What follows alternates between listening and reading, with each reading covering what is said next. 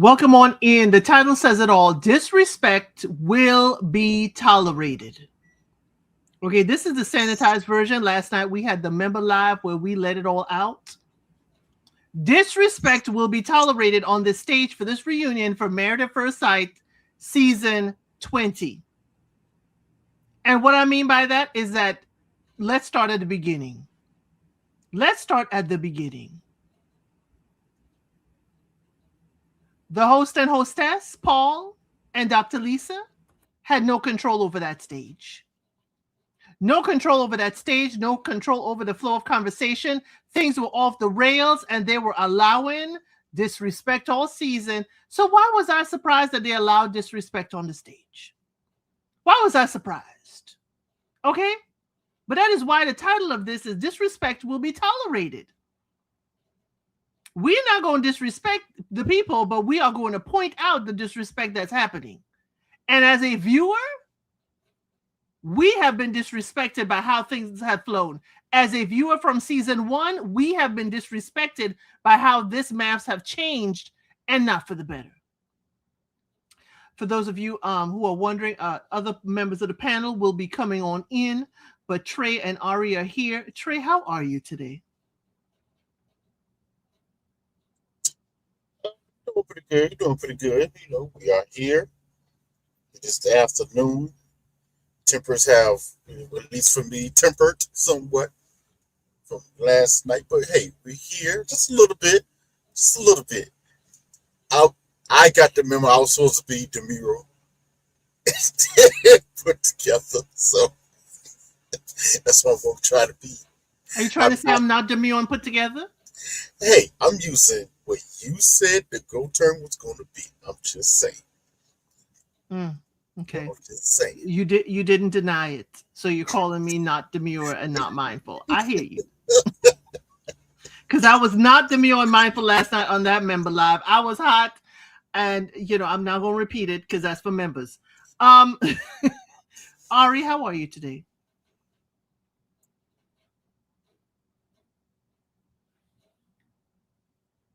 Don't hear you. Oh, sorry. I didn't realize my thing was still muted. My computer was muted. Sorry, but yeah, I'm not too bad. I finished one of my videos not too long before the live, so I had that scheduled to come out at like 6 Central. So while the live is supposed to be going on, it's going to be dropping. So, yeah, I got some stuff done myself. Okay. Well, let's get into it. I don't know if Phil is available. He does have the link, or I know Easton is going to try to jump in when he can. But let's start it off here. Cam and Michelle. Cam and Michelle are still married. Tables have turned. Yes, she was let go from her job because she was the 6-figure maker. And then she has now moved to where he is because she lost her job and he has now been signed. So she moved to where he was, Portland, and now they're moving again to southern part of California. But she does have a job now. But this is why the salary can't be the main focus of a conversation. But here's the thing. I still have smoke for Cam and Michelle. While people are putting them up as the poster child just because they're the only couple that are still married and together, I am sorry. They was setting up some mess. They were stirring up the pot, and they let this go on. They did not hold Michelle to account for, Mecca was talking to Adam and saying, that's not what I said. So what got back to Belle and how it got back? And I know you got a lot to say about that part of it, Trey. What was your thoughts on this whole Cam and Michelle? While they're still married, I still got smoke for how they behaved and turned up. I'm gonna start it out this way. So just you know what?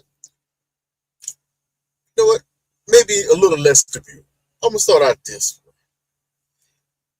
Like him a lot, like him or not, and for various reasons, I still think Sean was right about her and about them. He was absolutely right. Just not in the literal sense of how he said it, but everything that happened still happened. They tried to bring it up at this reunion about his comment to Nikki in the car, which I find funny because Nikki like, ooh, yeah, you got a point there. Was agreeing, but they didn't bring her up in that conversation. But in the car, Sean made the statement, yeah, he said, I like them both. They're cool people, whatever, but I don't know how, I hope it works out, but I don't know how that's going to go. She's like, what do you mean? He said, very specifically, because, he said very specifically, when Michelle came into this process, she had a very strict list of things that she needed from her partner. Okay? And Sean correctly pointed out, Cam fixed none of it. None of it. But he also pointed out, because Michelle admitted herself that in her past she has either morphed herself or diminished herself to fit whatever man she's been with. And that's something she said she wanted to get away from. But in this relationship with Cam, she did it again. Fast forward to now, things seem to be going right for them. That's good. I hope everything works out. But let's be for real. Point out and see how everything looks, just from a microcosm. You get with this guy.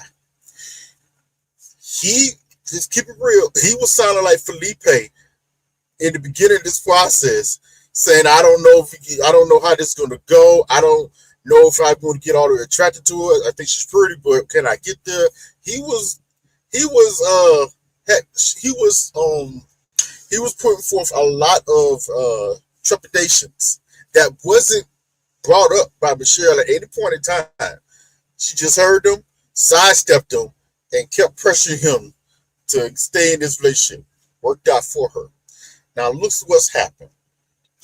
Got with it, you got your man. Okay. You lose your job. Layoff, whatever, you lose your job.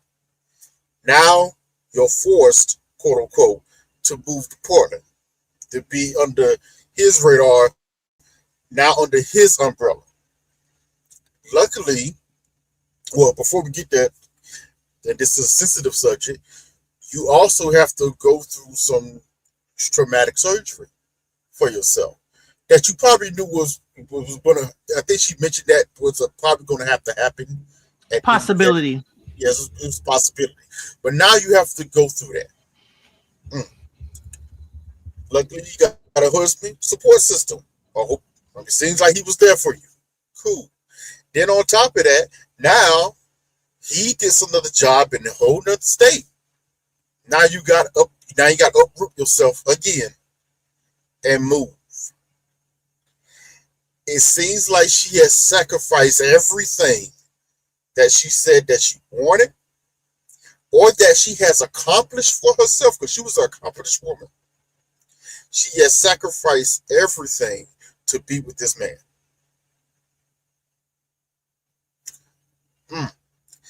Now it seems to work out for her. You know, if she's happy, hey, be happy. Be happy. But they try to say, Sean, I think you was wrong. Maybe you should apologize. But no, he really wasn't wrong. It actually did happen exactly how he said it's going to happen. It just looked a little differently, and it seemed like this was a choice that she was willing to make. Well, it was adjustments. Everybody makes adjustments in relationships. So while he wasn't wrong that Cam did not, meet her list or criteria, Michelle probably realized that list and criteria is not going to get her what she wants. So she tossed it. People can adjust. People can change. I wish, Cam wasn't doing as much pillow talk during the show, but, that's just me. But she adjusted. She realized that list ain't going to serve her. And she likes Cam. And my thing is, more power to her. This is what she wants. This is what he wants. I just couldn't be doing the heavy lifting of emotionally consoling my partner as much as we saw her doing. But again, there's a lid for every pot. That is certainly what she's comfortable with. By golly, have at it. I said before, these are decisions that she obviously made for herself. So that's why I'm not, putting too much smoke on it. But I do think, the way they tried to position Sean in that moment for saying what he said, I'm like, nah, it went wrong. Because the main issue that she had coming into this was her losing herself and doing things for men's sake and not for herself. She said that in the meeting with the experts at the beginning of the season. But it just seems like you just did this, you just repeated the same pattern again, but it happened to work out for you. So I hope it continues to work out. I hope it continues. I hope it does too. They have to, move around. She has certainly gotten early on the life of a coach's wife. You gonna be moving. He gonna sign a contract for a couple of years. You over here in Southern California. You might get a contract in Minnesota. She might. Yep. But again, as you said, they didn't bring Nikki into the conversation, and that's who Sean was talking to in the car. Yeah. Because she did co-sign it. She did co-sign it. That was the funny part to me. I was like, oh, wow. Wait a minute. You forgot. So he wasn't talking about himself in the car. His whole wife was up in there like, oh, yeah, you know what? I see your point. You're right. She did say that. Oh, yeah. Yeah, I see your point.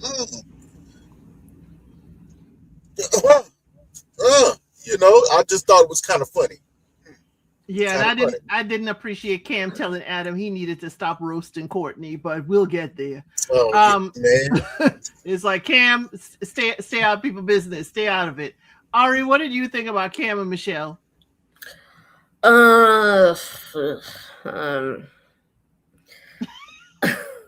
Dang.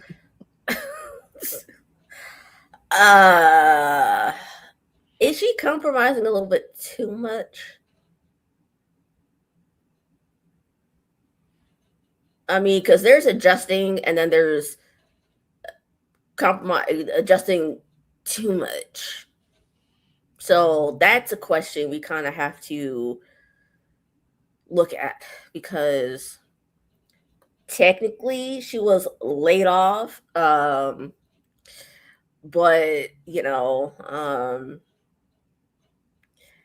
she first moves to Portland, where she said she absolutely did not want to go to. She was like, hell to no. And she went anyways. And then now she's moving yet again. I mean, I get it, that's where his current job is. So you kind of have to go where your job is. However, she seems to be the only one making concessions, it looks like. So that's what I'm asking, is she adjusting or compromising too much? But she's got to, because his job is going to take him where it takes him, and she works online, so she got to up and move with him. Now her job is online. At the time, she didn't have a job that was online, and she could work wherever. So, I mean, even regardless, it's like it still seems like she's the one that's compromising a little bit too much. So that's what I'm like. Life is making her compromise. Now she's got a big life change that now she's got to adjust as to how they're going to expand their family. Michelle has had a lot of curveballs thrown at her. Yeah. As far as her condo goes, Phil, I forgot you have to buy your condo. You can't really just rent it. Because one of my coworkers, it has a condo, so I forgot that you have to buy it. You can't rent it. So yeah, you're probably right, Trey. It's like she had to either sell it or she's subleasing her part of it. Probably to her friend who's her roommate. Right. So those are only two options. So, but yeah, I'm sorry to hear that she had to go through a hysterectomy, because she wants kids. She's been very vocal about them, even though it's been very hard for her to, like, the fibroids are going to make it very hard for her to achieve that. So sorry to hear that. She's still very much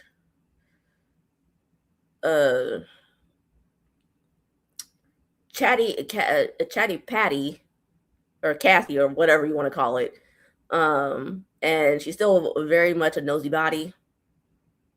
And she had no pure intentions when it came to telling Belle Jolie about that whole Mecca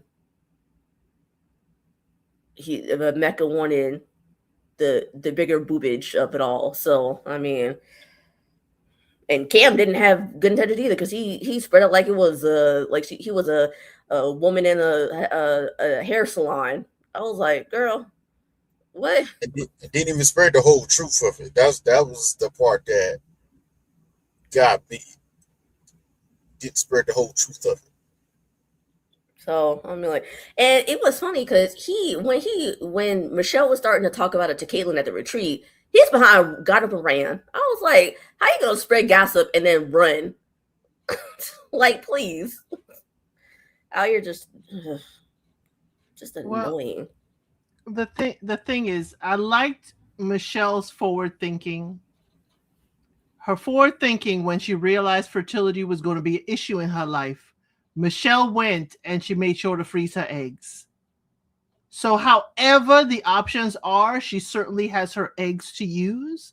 So again, if you have health issues or possibility of it, think like her, forward thinking, put the eggs on ice so that you could throw it out later and start your family in a manner that, you could see fit. But again, that's about as nice as I could go with them. But the pillow talking and the passing the message to other people, and the way, if she really was about Belle Jolie, she would have told her a little gentler than Mecca wanted a woman with bigger boobs. I mean, she shouldn't have said it at all because she had no good intention. I'm sorry. Y'all ain't friends. Y'all don't even know each other like that. So Marissa was sitting right next to Adam with the whole Devin situation and everything. She never went back to Caitlyn and said nothing. Marissa kept it quiet, kept it cute. During that, she knew where the bones were and she didn't let it out, but that's just me. Yeah, Michelle had difficult changes within a year's time. She did. And I know Phil is here. Phil, I know you got lots to say about this couple. Good evening, everyone. I do said fake and phony frauds. I can care nothing about this couple. They are not nice people. I cannot rock with those fake people that think that they're nice and they're trying to help, but you're only trying to be messy and deflect from your own issues. Why they never talked about Adam's, depression with the other group, but you thrived and you fed off everybody else and their issues. I don't rock with them, could care less about them. Two losers. So that's how Phil really feels, y'all. I was a little hotter at the member live last night about all these people, but they go find life however they find it. I just know that I'm concerned with Michelle with this being a coach's wife. If Cam doesn't find a spot for a long time, they could be moving a lot. And I don't know how that will work. I don't know. Yeah. I know. I guess I have to reiterate this one more time. Even though it was done on national television, I get it. I still feel like the fella should have pulled Cam. When word got out, how things got out, the fella should have pulled Cam outside and had a good conversation. Because, bro, really? Yes, really? They should have said that to Cam. Like, dude, you done ran your mouth. Because even though they try to make that distinction where you said it on national television, you also heard the entire conversation on national television. Because the way you worded it the way Michelle or either Cam worded it to Michelle worded it to Belle is way different from how it was actually said and what actually happened. Even though it's all bad, it still was all bad. All bad. But still, bro. Nah, but we gotta come outside. just man to man. I understand pillow talk happens with you and your girl, whatever. But here's the thing about pillow talk. I understand if I tell my girl something, that means, no, baby, keep that to yourself. I'm telling you in confidence. I should have to tell you that. I shouldn't have to. But y'all wanted to put this mess out there and be messy. Let's just keep it real. That's what you wanted. But hey.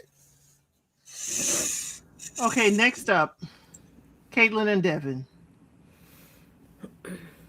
Devin wore the same suit he wore at his wedding. Devin, what statement were you saying? Because it's kind of giving you're still holding on to hope. Why are you wearing a wedding suit? I know that ain't your only suit. Okay? I know that ain't your only suit. They barely got any time.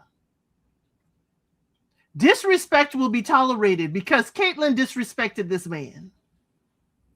Caitlyn disrespected this man. And I'm sorry. I couldn't get down with this. And then to find out that she barely was at the house, barely filmed with him. I'm like, why aren't y'all holding her feet to the fire? Why y'all telling Devin that, he got the green light, he should go ahead? Caitlyn's over here talking, saying she gave red light, green light, yellow light. Do you know you can catch a case if Devin went forward and then Caitlyn said, well, that wasn't a full green. That was kind of yellowish. Devin did the right thing. Pump the brakes and don't go no further. Yes, he wanted more. Yes, he wanted more affection. Yes, he wanted from his wife. He kept saying, could we hold hands? Could we do something? Why didn't y'all ask Caitlyn, did you plan any dates with Devin? Did you ever go to the gym with him ever once? There were questions left on the floor for Caitlyn. They never asked. Why were you entertaining Mecca? Why were you wearing Mecca's jewelry? Why did you let Mecca kiss your hand when you won't even let Devin kiss your forehead or your cheek? They let Caitlyn and some other people skate by on this reunion, and I was pissed. Ari, you want to tackle? Because, he no longer has your favorite Frosted Tips. I ain't got nothing to say, so somebody else can go. Okay. Phil, Trey.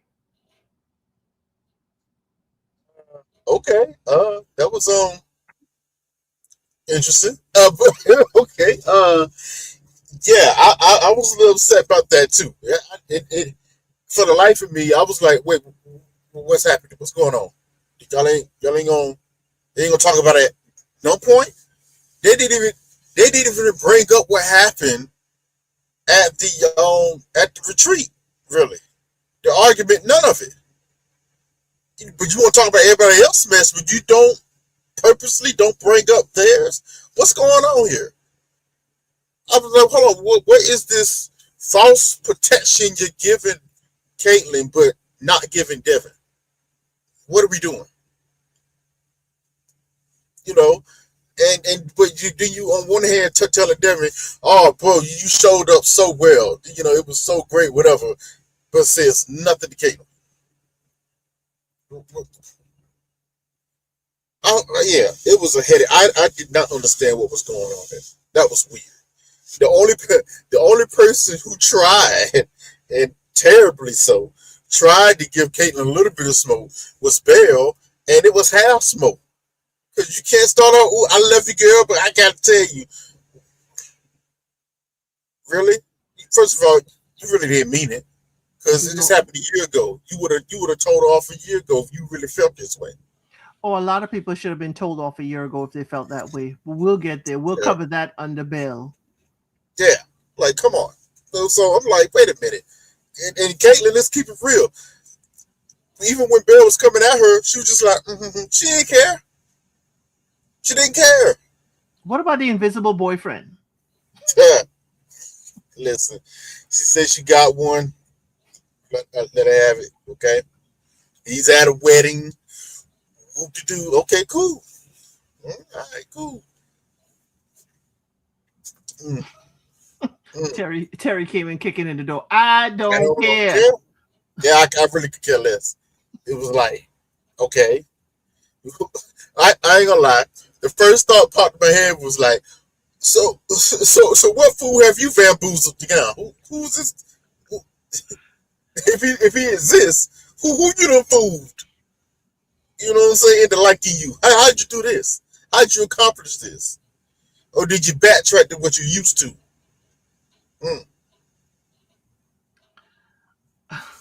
Phil. Yeah, Caitlyn is definitely wasn't held accountable at all. But Mecca sort of did come for Devin when he talked about him and Caitlyn's conversation outside. He came at Devin. He was like, "You heard the conversation. You knew what we were talking about." So Mecca did come at Devin just slightly. I think Caitlyn, I don't think she has a boyfriend. She want to be alone too much, but I don't think Devin is that innocent either. Devin kind of has a hot temper.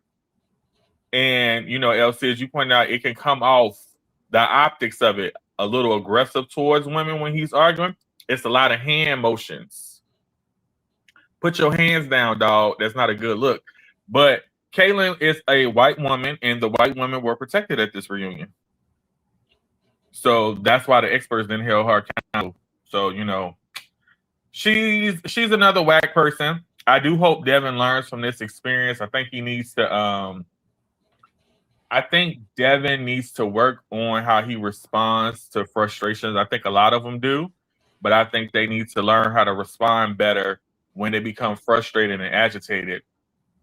Though I didn't like how Caitlyn spoke to him, and he should have left that first night when he got a little tipsy at the dinner, and she said, "You're a loser, and I would never listen to anything you say." He should have left. But Devin, you need to watch your size, how you respond to the women. That's not what you want to put out as a man, as anyone. Definitely not a man towards a woman. So, hey, that's my 2 cents on them. Yeah. Well said. Well said. You know what, Phil? You are absolutely right. Mecca did push back on Devin, and now I kind of see why. He actually should have, because you remember that the whole thing started when first, actually, Adam started that mess.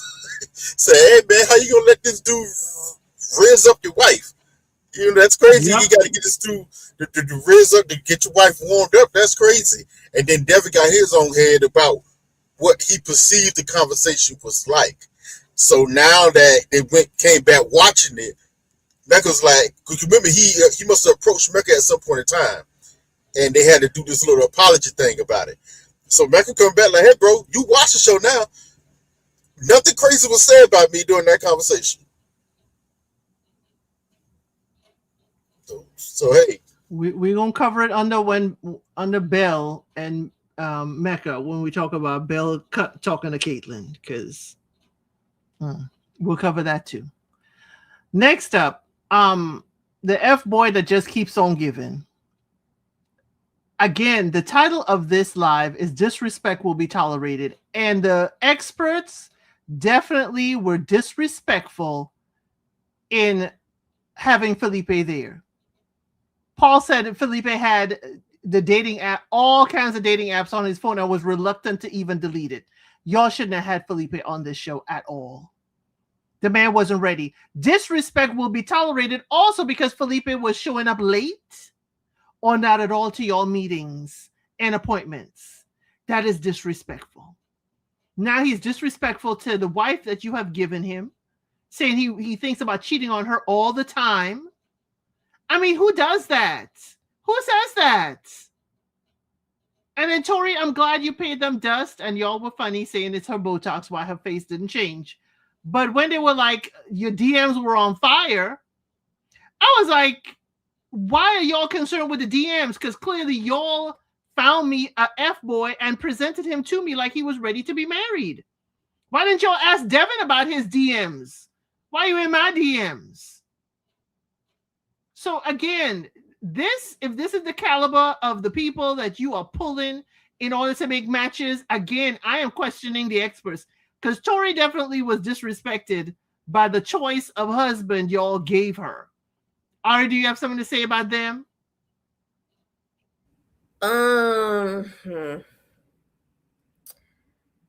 just that Tori, she lost my sympathies a while back, particularly when she dumped us behind, then took him back when she folded like a freaking lawn chair at the retreat. I'm not even gonna say folded like laundry, like Kalani or whoever sang that song. I don't even remember who sang that song, but whoever sang that song, like she wasn't even folded like laundry. She folded like a lawn chair. Sorry, she annoyed me. She and Belle pissed me off the last two. Belle more most the last two episodes, but Tori really for since the retreat. But yeah, and yeah, like you said, Elle said in your recap, I think technically she didn't pick this guy as an F boy. She didn't pick him. Technically, she didn't. Where I have issue with is that she stayed after knowing, especially after he said, "Well, I love sleeping with a bunch of women." That I don't know how in the world you move past that, but apparently she did, and she should have been out then. But for sure, she lost me when she said, "I don't want you no more," and then less than 12 hours later, she was like, "I want to stick with you." She was just hurt in a moment, Ari. She was just hurt in a moment. She'll get over it. A good session with the experts, she'll get over it. Because you know what happened with Tori? She had more fire in her confessionals. She's like, "What the boop?" She had more fire in her confessionals. Where she loses me even more. Because I can get with logic as long as the logic is logicking. But once that logic goes out the window, you lose me. I'm gonna think your ass is dumb. I'm gonna think you're dumb, dumber than a box of rocks. Like, and she lost me with that whole lot. Like, what you had the right idea with putting your foot down and leaving us behind the retreat, and then all of a sudden you want to take him back in 12 hours? No, that is dumb to me, and I can't stand that crap. I cannot stand it. Maybe she needed him to pay for her car repair. Then she needed to get on that girlfriend credit card and just get him to pay for her car and then leave. But no, once I can't wrap my head around your logic, because as long as it makes sense to me, I can rock with it. I mean, I may not do it myself, but I can at least back you up and, like, you know, stand with you, even if I may not do it myself. But the moment she folded, she was like, she lost me. She lost all my respect. And the same thing with Belle, which we will get to. But yeah, like, she just, I mean, I guess disrespect will be tolerated. That is the title. Tori took the disrespect from Felipe. Disrespect will be tolerated. And that's where she lost me. She kept taking the disrespect and then not doing anything about it. That's on you, sis. I'm sorry. That is on you. We can't blame anybody else but you for staying. Like, yeah, he's wrong for saying everything that he has said and doing everything that he's done. But once you stay after you see all that, that is on you. I can't rock with you with that. I cannot. I'm sorry. That to me is just dumb bird behavior, like, or bird-ish behavior to me. I'm not going to call her 100% bird, but that was bird-ish or bird-esque behavior. So, yeah, I'm going to land my plane there and let somebody else go, because otherwise I'm going to keep roasting her all night. I'll go. Look, I'm going to say something nice because the people want me to say something nice. Not be nicer sometimes. So I'm going to try to be a little nicer to Tori. She was a victim of production. Them setting her up with Felipe was a total joke. She should have never been set up with Felipe. I will give Tori that. Once Felipe said that he was an atheist and she was like a devout Catholic, she should have known it wasn't going to work. I'm with Ari, and I'm loving the energy, Ari. Once she stayed after the retreat, another content creator said that Felipe was trying to get out of the relationship. I truly believe Felipe wanted her to say no first, so he wouldn't have to be the bad guy. I think Tori was fun. You know, they had a little roll around in the sack. But I genuinely believe that Felipe did not want to be married and that he wanted her to say no. And she should have said no quicker. At that retreat, no, at that dinner when he said he still thinks about sleeping with other women, she should have wrapped in. I don't think it's contractual things because Nick and Courtney were able to get out of it. Devin and Caitlin were able to get out of it. So I'm starting to think like the girls like Marissa and Tori stay to the end for the money. Maybe there is a bonus if you make it to decision day because you get paid by episodes or whatever. But I do believe if Tori came in here with good intentions and the experts set her up with Felipe, who I knew was a clown from day one when he was late to the session with Paul and Paul had to call him out, he should have been axed in. So that's my nice thing to say about Tori. But I am going to get back on Felipe's neck because I definitely didn't like his comment towards Sean. So. And just to add on, Phil, real quick, and that's why Michelle said what she said at the retreat, because all the Tori, Nikki, and Belgian were all staying just to stay to the end, just to say they made it to the end. At least partially. You may be correct that they're staying because because we have heard that if you stay, they get paid per episode and they get a bonus at the end if they make it to the end. So that could be part of it, but they Michelle wasn't wrong. It's just right message, but wrong messenger. So I'll sorry, I had to say that real quick because I just thought of it. But yeah, Trey. Let's cut the baloney here. Okay, we knew from Jump Street how this could possibly end out the moment Felipe came up on the screen. We knew it. We all called it. First episode, like, hey, y'all. I did say, though, the moment he sees Tori, he's going to think in his head that he's going to try and shape up. And he kind of did, but then that's when he realized, yo, I am inadequate to be on this show. Felipe knows himself. I am inadequate to be on the show. Okay? He knew it then. Now, here's where things get interesting for me. I kind of had to put some things together, especially from this reunion, put some things in context. Okay? I said this should have been called the moment they was on the retreat together, on the honeymoon together, and she was talking how she was a Christian, and then Felipe admitted that he was an atheist. Bro, cut it right here and there. The fact that she didn't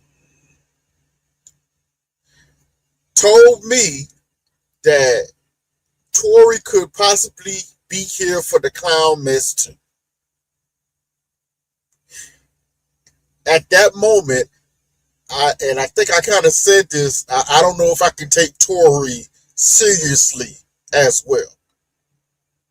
Though she might be a little unserious. I think I remember saying this. Everybody saying Felipe unserious. Tori might be a little unserious as well, because how you gonna wax on poetically how you're so in touch with your faith, and this man is telling you to your face that he doesn't share it, not even a belief in it, and you thinking everything's still gonna be okay.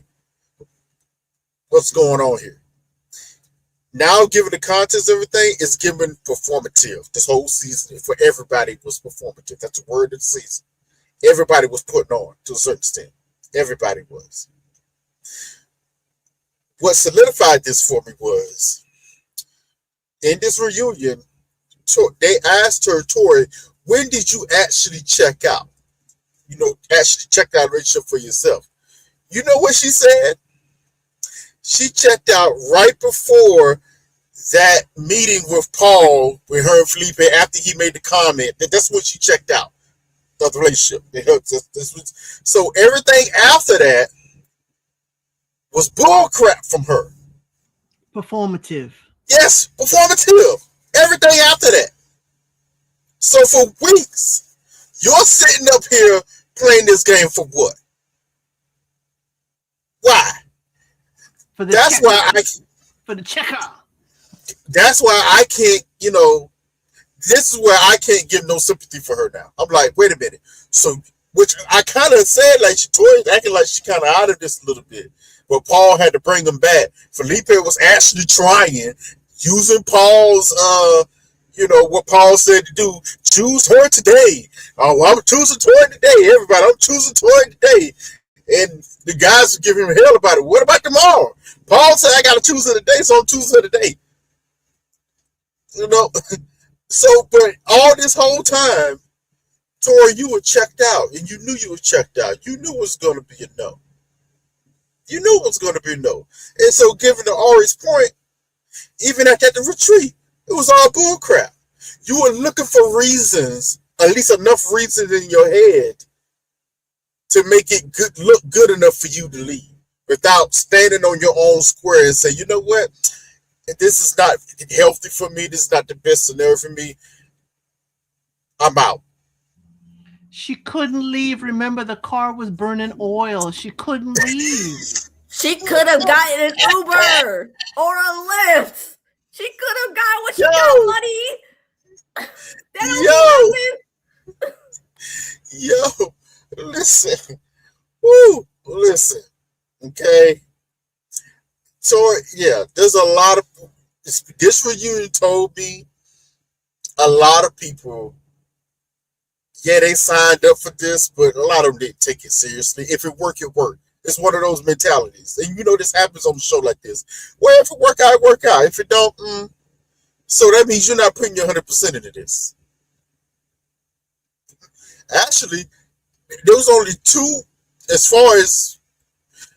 there was only 3 people that came on this show. 4, actually. I'm going to say 4. There's only 4 people who came on this show who I actually think they were trying to find a partner. So that's Devin, number 1. I think Devin really came on here to try to find a partner. Funny. I know this is going to be a shock for y'all, but I'm going to say it. I think Nikki as well came on here to find a partner for a different reason. I'm not going to say why, because it might be deemed too mean. But, she aged out. I said it. Okay, she knows she aging out, so she, hey, do what you got to do. And Michelle was number 3. I think Michelle also did come in here to find a partner. Hell or high water. She's leaving here with something. That was her mentality. And Ashley Sean. I do think Sean came in here to find a partner because he's kind of the same boat as Nikki. You're aging out and you weird, bro. So, yeah, it's going to be hard getting it on your own. So he needed some assistance. Those were the only 4. Everybody else, it was suspect across the board. It's not only the woman aging out. He also said Sean was aging out. And Sean was aging out too. Listen carefully to what I'm saying. Okay? Don't just latch on to one part. Okay? FYI. But yeah, Sean was aging out too. And he's a little weird. So, yeah, it's going to be difficult for him to find a partner. Cam did not come on here to find a partner. I felt like Cam got sent on here by his mama to find a partner. Okay? Dang. Not sent by his mama. He kind of said it in the beginning. Yes. Mama won grandbabies. I understand. Yes. He said it in the beginning. So he got sent on. He got signed up for this. He didn't take it seriously until something serious came along. And Michelle was like, I don't care what resistance you give me, you coming with me. And he finally relented. He relented. He was like, you know what? This ain't that bad. I like this situation with you. Because Cam did not start actually getting into Michelle until episode 6.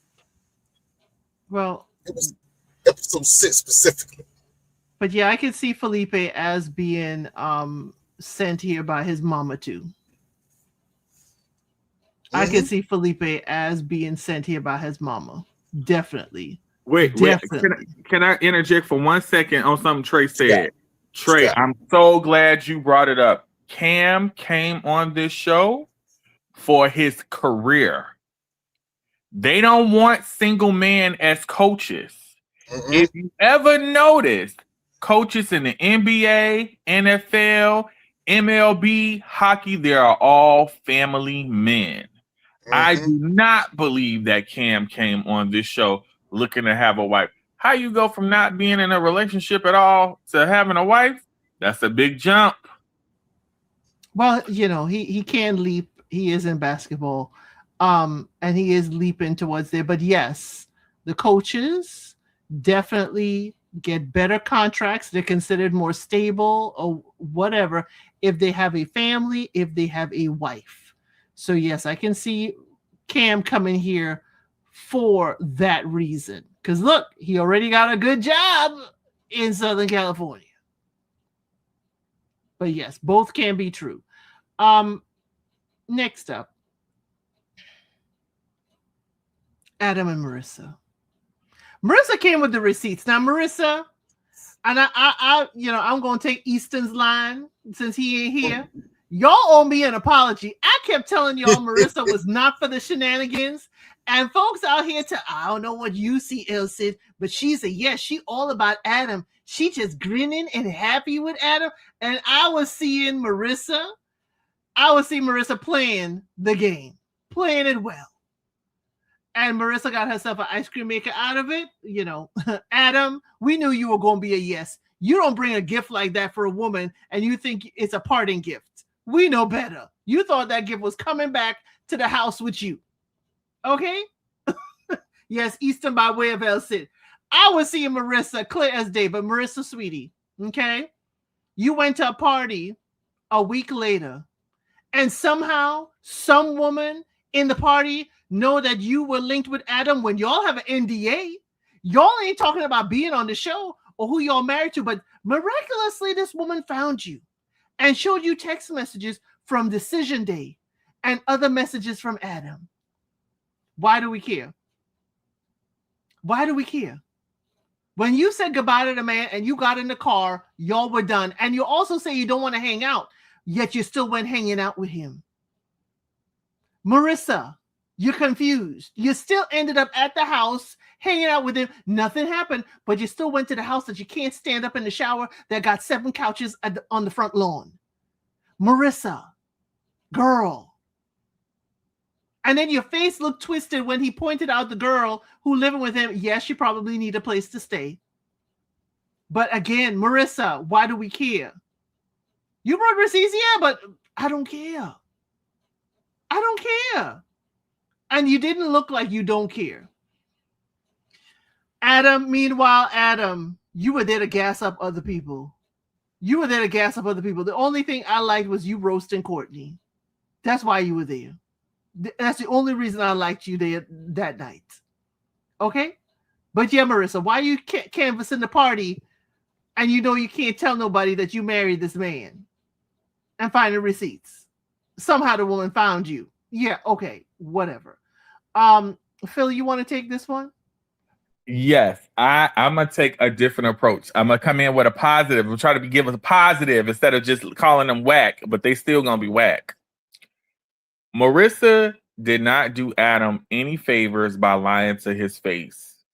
She did not do any of the women Adam is going to have a future with by lying in his face about who he is and how he lives. Marissa, if you had that big of a problem with it, you would have looked stronger and better had you told Adam about those issues versus blindsiding him. Because I believe Adam was genuinely blindsided at the Decision Day. I'm with y'all. She looked pressed. She looked foolish. All of that. Oh, you know, he in Tori's inbox because he said, fancy seeing you there. That was one of Adam's corny jokes. That sounded to me right up Adam's alley as a corny joke. Marissa, you look crazy and foolish. Like Marissa didn't look strong. And ladies, if you really want a man to feel bad, pay that dude dust. Don't give him attention. The more you give attention to us men, because we love attention. I'm gonna tell you the secret. Men love attention, especially men like Adam. That's why he's always being, he's trying to be the main character. He has on the shorts, the hat, the leopard shirt, the sling in his arm, and his wrist is just moving and the arm is just bending all kinds of ways. You give a man like that attention, he know you got him in his palm. That's why she kept meeting with him. Elle said, Marissa looked crazy. Marissa wasn't honest. She was another person there trying to make it to the end for the money. So the next time a man does it, I want y'all to remember the Marissas and the Tories just trying to make it to the end for the checks. But Marissa, to me, you look foolish. Like I said last night, your tears about your mother staying in a relationship too long. You didn't even have to stay in this relationship too long. They give you an out. This is your out. So that was all foolishness and all game. But her not actually being honest with Adam when she had plenty of opportunities. Because, see, Marissa was like, Adam is just like Cameron and Michelle. They think that they're better, and they thought that their relationships were better.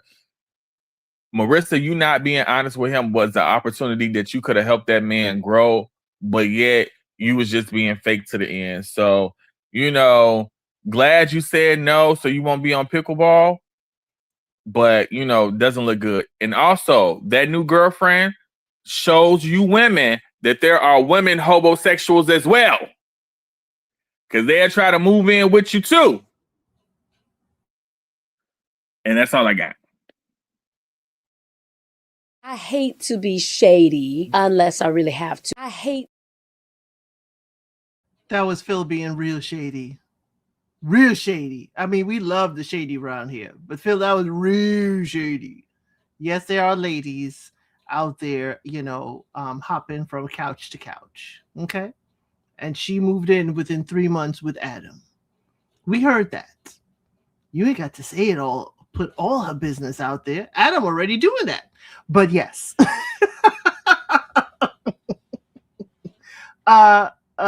Trey or Ari, who won next after that?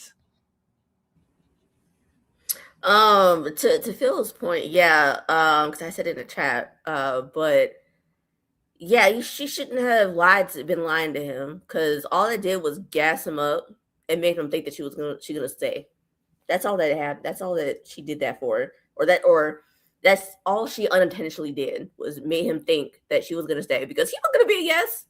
He was gonna be a yes. He just said no, or went along with her no because she said no first.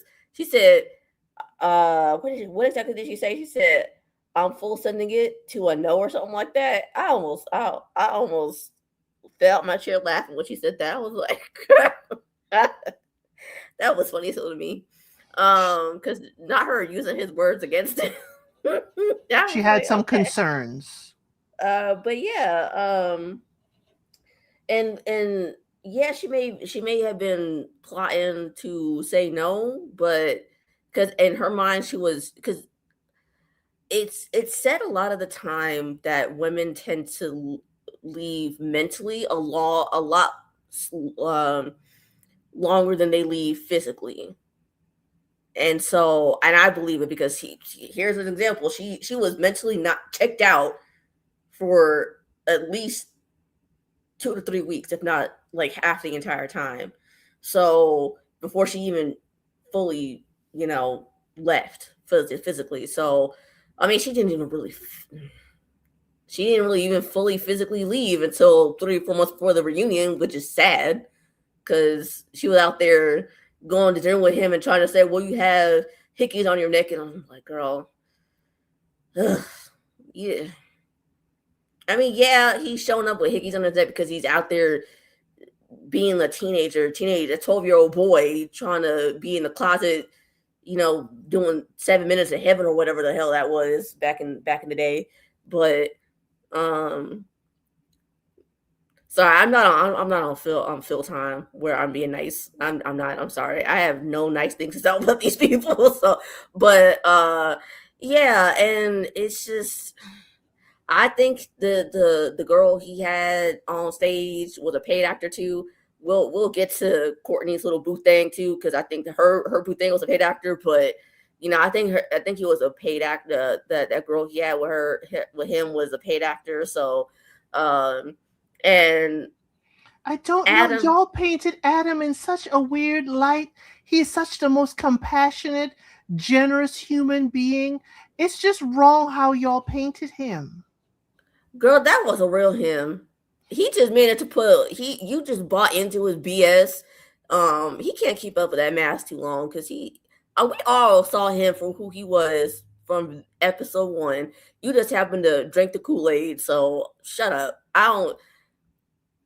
This is one time where I was glad that Paul, got in her behind, because I was like, or got in someone's behind, because I was like, shut up. I don't care. I do not care about you and your non-specific look of face, because I don't care. Like, your face is not memorable at all. But again, so Adam, his behind is so stupid because Marissa exposed the fact that he said hi to Tori on Hinge. I'm like, hey, Tori. And he had the nerve to say, well, I was just saying hi. No, the fuck you weren't. You are not trying to say hi. Like, the purpose of a dating app is to date. A lot of men don't use it as a dating app. They use it as a hookup app, and that's what I think Adam was using it for. But the whole purpose of a dating app is to date people, whether casually or seriously, for like long-term relationship or long-term marriage, or not long-term marriage, but marriage specifically. He could have messaged her on IG. That's not a dating app. Exactly. That's what I'm saying. That's what I was trying to get to. Is like, you could have gotten any of the ladies' numbers, or spoke to any of the ladies and said, hey, can I get Tori's number? Because I'm sure, because we all saw the ladies had a pact on reunion night. So we all know they had each other's numbers. So, because they talking to each other behind the scenes, clearly. So she could have gotten any of the ladies' numbers to get Tori's number, or like you said, looked her up on social media, whether it's IG, TikTok, whatever, or even gotten the number from Felipe's weird behind, and because sure he still has her number, but he didn't tell Felipe at all. So if it was just a friendly hi, right, why not tell Felipe? Exactly. He wanted to try. For him, he just wanted to slither through the sheet, underneath the sheets, because he actually likes the look of Tori. I don't know if he wants to be with her full stop, but he definitely likes the look of Tori and wants to get it on with her at the very least. So that's Tori really getting on that jet ski, and Tori ain't playing pickleball like that. She is not sweating her hair out. Nope. Trey, what do you got to say about Adam and Marissa? What has been? Have you been known to give breakup parting gifts, Trey? No. I had to think about it for a second. I definitely repost some things, but no. But no. I have a lot of direction to go in with this. I was gonna start off by saying, in the spirit of Easton, the sisterhood is cooked out here on this reunion. It just for the spirit of Easton, the sisterhood was cooked in this whole reunion. Okay. Number 2,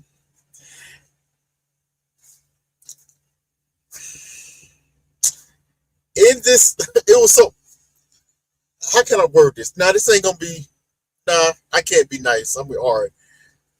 In this moment and during this reunion, I realized what Marissa actually is, and I'm kind of kicking myself in the butt that I didn't recognize it sooner. She's an attention whore. She's an attention whore. But she likes it in a certain way. You know? And she wants to guide it in a way to keep how she perceives of keeping control of a situation. Okay? And what got it for me was, all right, you admitted on this reunion, your words, that you really were playing in everybody's face. She admitted that. We ain't putting words in her mouth. This her, she said this. Oh, okay. All right. So everything you said was a lie. I lied. Everything. Already? No, you just called yourself a professional liar. So anything you say now, you get no credence. Don't tell me, oh, but she had to deal with this, that. It doesn't matter. She's a liar. And she lied her way through this whole situation. You know, she just wanted to catch the vibe, full send it, catch some D, keep it moving. Here's the funny thing, and this is what comes to the attention of it all. She wanted to keep Adam in her back pocket, just in case. The ice cream maker was a good gift. It was a little expensive. Yes. She wanted to keep that man in her back pocket, just in case. Because I'm sorry. Why are you still trying to be friends with him if you feel this way about him? You know, you trash him, this and that and third, but you still want to be friends. You still worried about who he is and who he's not talking to. Like, it's after the fact. We broke it up. Oh, he DM'd her on decision day. Yeah, after y'all left. And you said no. He kept it moving. What's your problem? And still after that, you still going out with him as friends. So what are we talking about then? I can't trust anything you say about this now. I'm looking at Marissa, yo, from now on, I hope word is out on you. Watch out for this one. You can't trust nothing comes out of her mouth. You can't trust her actions. None of it. You know, because she has shown she has the capabilities to lie straight to your face. They lie in your face. The backstabbers. Now this whole thing with Tori, and I ain't gonna lie, in the moment, I was like, woo, that's kind of spicy. Wait a minute now. Then I took a step back and think, because you just said something and it hit me some context. I was like, wait a minute. Just for argument's sake, are we putting a little 10 on 2 on this? Okay? Because no. Hear me out. Because you are right. Everyone has everybody's phone number in this process. Everybody did. Everybody has every cast member had every other cast member phone number. Because there was different points in time where they say, yeah, I called such and such, I talked to such and such, whatever. They had to exchange all their phone numbers with each other for the cast sake or whatever. You got to meet up with each other and all this stuff. So he been had Tori's number. He could have texted her at any time. Anytime. So that makes me think what he said was maybe kind of true. And also Tori's reaction to it was more interesting to me than anything. He said he happened to be on Hinge and she popped up. He's like, oh, this is funny. So he sent the message. Hey, stranger, what's going on? Now, granted, let's be for real. You're right. It was a filler message. You know, it served two purposes. Hey, number one, hey, I'm surprised to see you on here. That's the truth. I know you. Why are you on Hinge? That was my question to Tori. Tori, why are you on Hinge? Of all places. Hinge? Okay. There's a level of Hinge that Tori's trying to get to, Trey. So I understand. I guess. Whatever. But she's trying to get that wife. She's trying to upgrade from the girlfriend credit card to the wife credit card. That's what she's trying to do. You don't do it by going on Hinge. That's nothing but a hookup site. I ain't saying like it was smart. There are levels, Trey. It's not a hookup site. There are levels. Listen, I'm telling you how the men gonna treat this site. So it's a hookup site. The men like Adam who don't give girlfriend credit cards. Find ladies. You're not. I'm not saying this is not foolproof 100%, but what I am gonna say, I am 75% sure you're not going to find your husband on Hinge. Okay, you're going to find an F boy who just want to F you, and I'm standing by that. So at your own risk. But the fact that you on it, okay, it could be old. His was old. Hey, Tori, what's going on? This, that, third. Now, the funny part was this. Tori said she decided not to answer. She just deleted it. It is what it is. But before she deleted it, she definitely told somebody about it.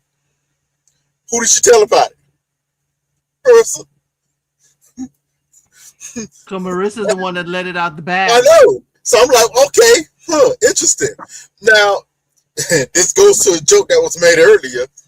Maybe because her face so stiff, she couldn't really make an expression.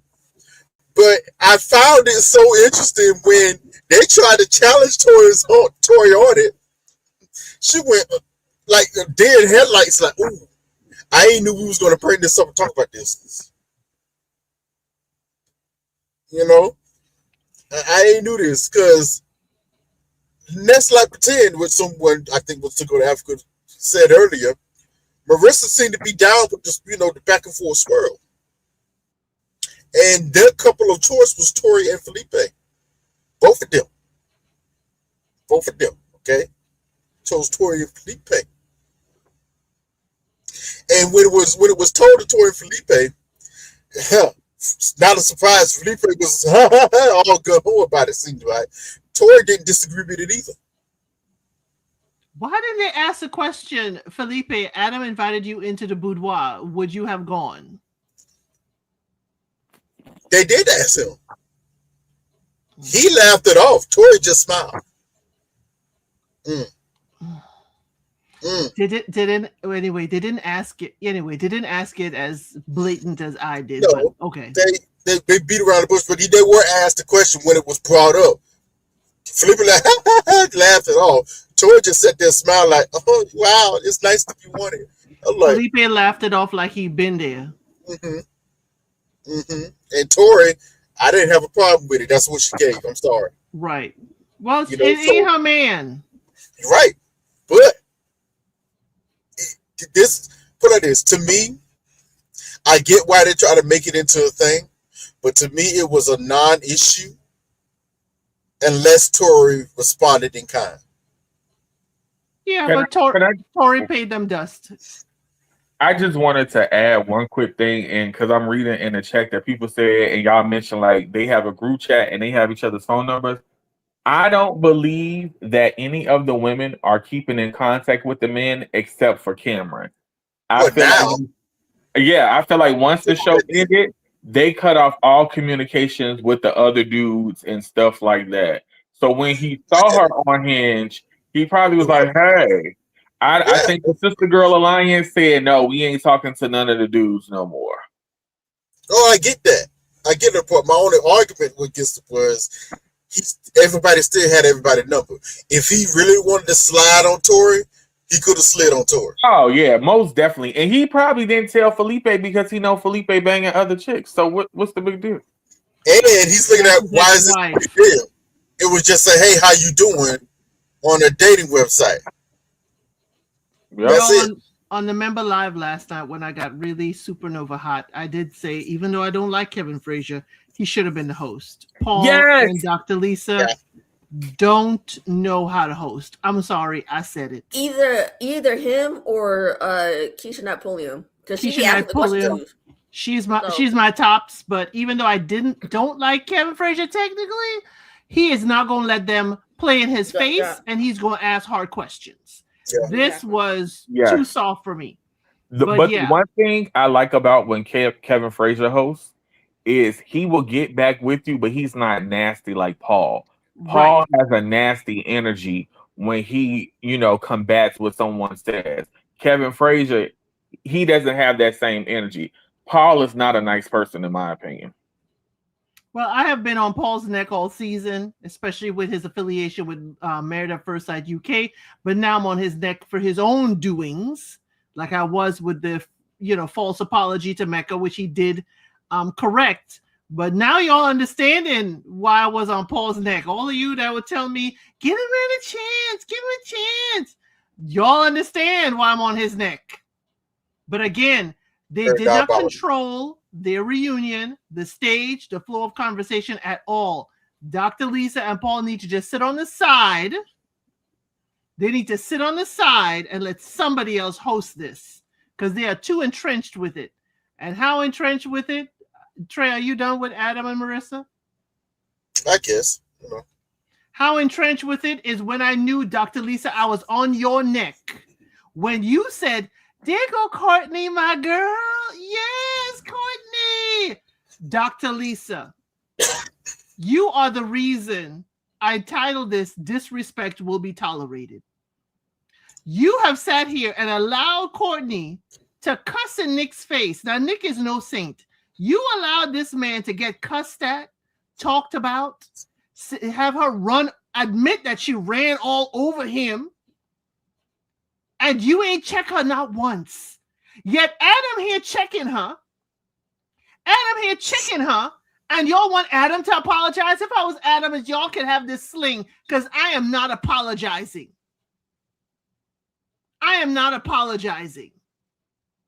Here it is. Felipe asked a question. Who here thinks that Nick was disrespected by Courtney? Not a single woman lifted their hand up. And that is disturbing. That is disturbing. I don't care about the whole girls, sister, girls have to still be able to call out a girl's behavior. And Courtney's behavior, as Adam said, was disgusting. And see how she twisted it. Oh, so I'm disgusting now. No, your behavior was disgusting. You do not talk about another man in front of your husband like that. You do not cuss out your husband. You don't cut him off. You don't send him down the table at your birthday party to sit elsewhere because you don't want to sit next to him. Courtney, you were disrespectful the entire time. And you don't have to stay. So, Dr. Lisa, I'm on your neck too. You did not hold this young lady accountable. I want to be all friendly, all mushy. I need somebody to tell me how Dr. Lisa and Courtney are attached because it could be related or something else. They're too close. Nick has his problems. Nick has issues. Just because Nick is not an alpha. And if you are an alpha, Courtney, you could take it as much as you could dish it. So miss me with that alpha foolishness. Who want to take a crack at these two? I'm a piggyback off what you said regarding Lisa. Well, Dr. Lisa and Courtney, she's probably another MAGA affiliated woman. That's my take on Dr. Lisa. Elle said it absolutely perfectly. The fact that none of the ladies raised their hand when Felipe asked that question was highly frustrating as a man, because you saw that the ladies had a plan to back each other up, right or wrong, and that's not right. Nick was verbally abused, emotionally abused by Courtney, and the fact that not one lady or expert said anything was very telling.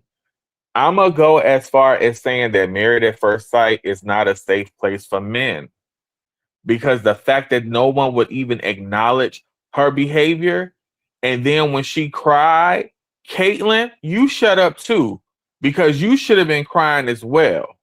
Tried to make it seem like, oh, Adam was so disrespectful. Adam said, no, I wouldn't have did it. I would have left in a week. Exactly. Adam said nothing any differently than any woman said when they was backing up Belle or when they was backing up Nikki. Nobody had nothing. He didn't say anything different than y'all was saying, because y'all said nasty things about Sean and Mecca. So I don't know why everybody was on their high horse, but Dr. Lisa and Paul, awful experts. Dr. Pepper and Pastor Kyle would never. Kevin Frazier would never. Keisha Knight Pulliam would never. They would all be pulled up by their socks.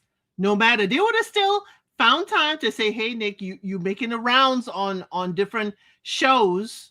Now you here. They would have held Nick's feet to the fire, but Courtney got away, and I'm sorry. Your flow of your crocodile Karen tears do not work with me. You cannot say you go bowl over Nick and you can't take it. And now here you are on the internet trying to tell us that we got it wrong, and you trying to double down. Girl, there's a reason why you're single. And that baby boy man that you with that's in the audience, again, I think it's a hired escort, but that's all alleged. Okay. I think it's a hired friend. But he definitely looked like he fresh out of high school, just graduated last week. Okay. Trey, Ari, who wants to go next? Not a hired escort. I said allegedly. No, you no, you didn't. Stop it. No, you didn't. Oh, this is the one time I was with Adam. Because when he said I wouldn't have lasted a week and her face cracked, I loved it. I'm sorry. I loved it. I was so here for it. This is, like I said, one time I'm with Adam on this. Like, I just that was he actually didn't do enough in my opinion, but that's just personally me. I can't speak for anybody else. And it's kind of doubtful we will get new experts for Charlotte next season. But I'm hoping that, you know,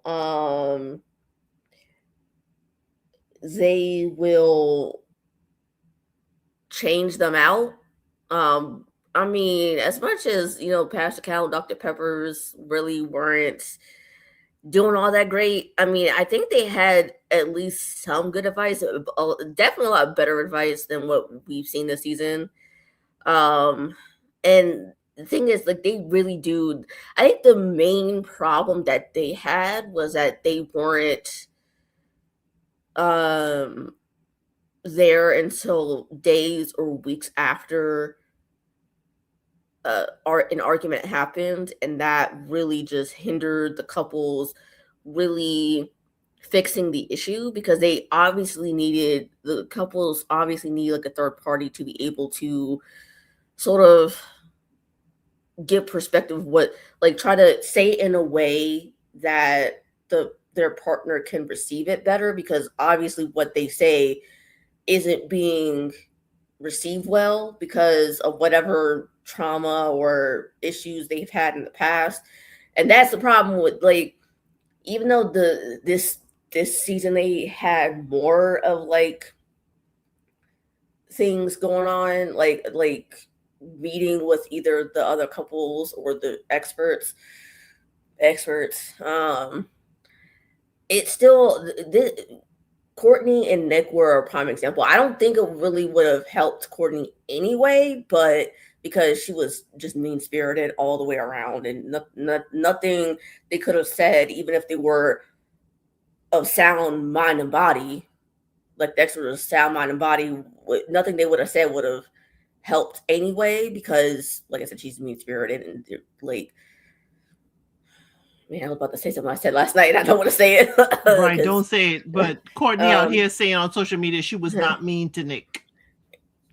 Girl, if you weren't mean, then I'm the queen of ancient Egypt. Because, girl, what? Okay. Anyways, let me see. Is there anything else I wanted to say about them? Justice for Nick, because he didn't deserve that. Even though I do think he didn't really come on to the show for the right reasons, he really wasn't all the way around bad. Couldn't see it because she was just worse. So, I mean, again, justice for Nick. I do think that her little boy toy was a paid actor as well, like I said earlier. I wouldn't go so far as to say he just graduated high school last week, but, you know, he did look... I would say that he looks younger than her for sure, because she looks older than she is. Yes, that thing looks putting it nicer. Because I put it even nicer. She looks closer to her mother's age. Yeah, because I was not about to put that nice. So thank you for gathering me up right there for a second.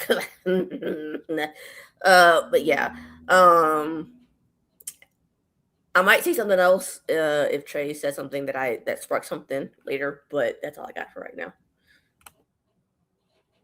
I just want to add something based on what you two ladies said. I want to put it out there. Ladies be hiring male escorts too. It's not just a man thing. The ladies be paying for it as well. We know that, Phil. That's why it's called Jigga what? Gigolos. Okay.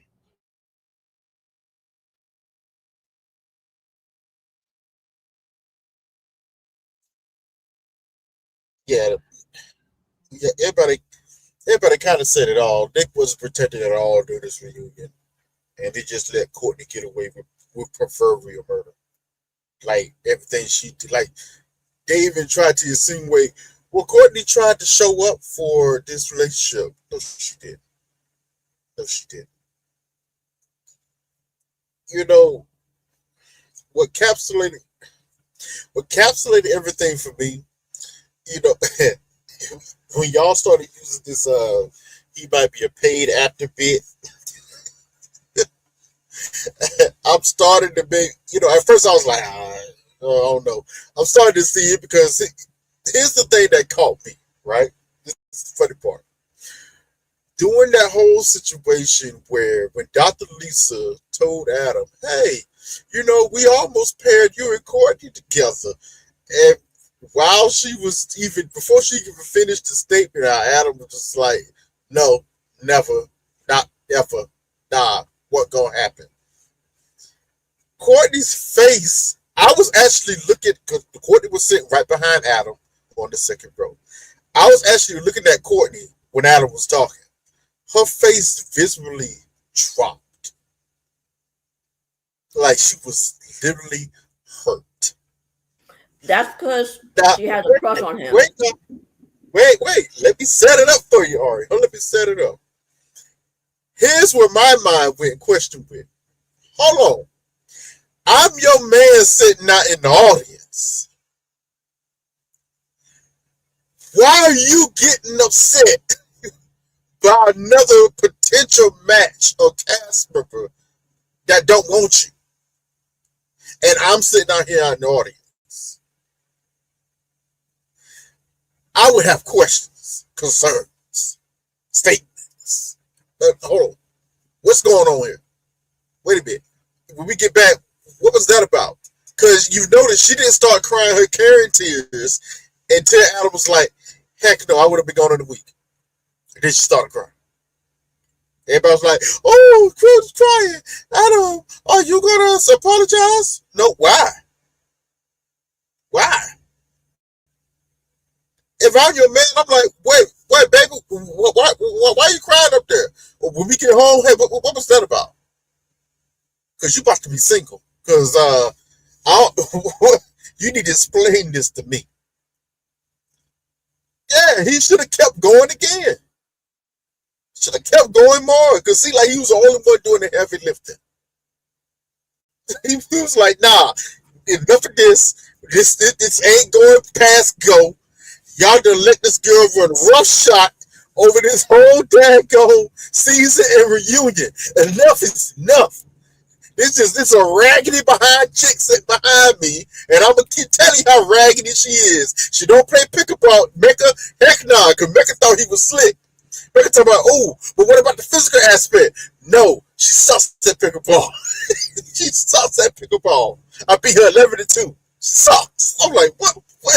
That was so petty. It was so petty. I'm like, what the heck is going on? Did he call out the score 11-2? Yeah, he said 11-2. Yes, He called it out. He Called sure out did. the score. I beat her Yeah. 11-2. I smashed the cluster. And not in the way she wanted. I was like, what? So I'm gonna need I need Alexa to play Crush by Sierra because because she had the biggest crush on him. Oh, No joke. God, and that man don't. I told y'all in the beginning of the season when this happened, I was like, Adam don't want that girl. He would have took himself off the show immediately. Immediately, if he would have saw Courtney at that altar, I'm telling you, it wouldn't have been a wedding. I almost can guarantee you that Adam be like, nah, I can't do this. I can't do this. Nah, this is not gonna happen. would not have happened. And you let her try to talk crazy to him. Are we serious? Oh, heck no. Or even have her fawning all over him. Adam don't want somebody fawning all over him. Because if she was that much of a crush on him, she would have been fawning. Oh, and God, it would have been ridiculous. It would have been ridiculous. Adam would have been a little more, she would have been biting. I think Marissa definitely is the type of lady that he does like. Yeah. And Marissa knew that too. That's why she's trying to keep him in the back pocket. And the funny thing is, I know I was looking at her face. I had to just kind of backtrack a little bit. When they were, I hate the fact that they brought their current partners to this reunion. It was so stupid. But when Adam was talking about his relationship with his new girl, whatever, Marissa was bothered. Marissa was bothered by it. And I was still trying to figure out, Marissa, why did you look so bothered? I don't understand. Why did you still look bothered by all this? Because she wants that man regardless. And he popped her bubble. Several of her bubbles, actually. That's why she so cried. I think she wants him how she wants him, though. Like, in a certain box, in a certain position. He said Marissa, Ari. Yeah, talking about Marissa. Marissa wants Adam. Yeah, Marissa. She I think she still wants him, but in a certain box of bubble. You know, just in that square. And to what you were saying, Ari, about the experts, I'm be honest with you. We've been saying this for seasons now. With the old set of experts, especially Dr. Petra, Pastor Cal, they're the OGs. Let's be honest, their hands were tied for a large number of seasons because the producers changed the format of the show. So they were unable to be like they were how this show first started. They were there every week. They had sit-down sessions with all the couples every week. They held a lot of couples' hands through all of this. But as the seasons got later on, we kind of mentioned this beforehand. I said this, I think it's important. We got to look at ourselves a little bit as viewers watching this. More people started to wanted more trash TV and drama. So the format turned to it a little bit. It did. I'm a nice person. Format turned to it. It turned when not quite in season 9, but definitely by season 10, it turned because they had Michael on that season 10, and that was definitely where it turned. They purposely chose people that they knew were probably going to bring some hell to the season in some way, shape, or form, and put them with people. They knew, even some of these relationships here, they knew from Jump Street that Felipe and Tori wasn't going to work because they chose to Felipe. They knew from Jump Street. Who they also knew from Jump Street wasn't going to work? Mecca and Belgely.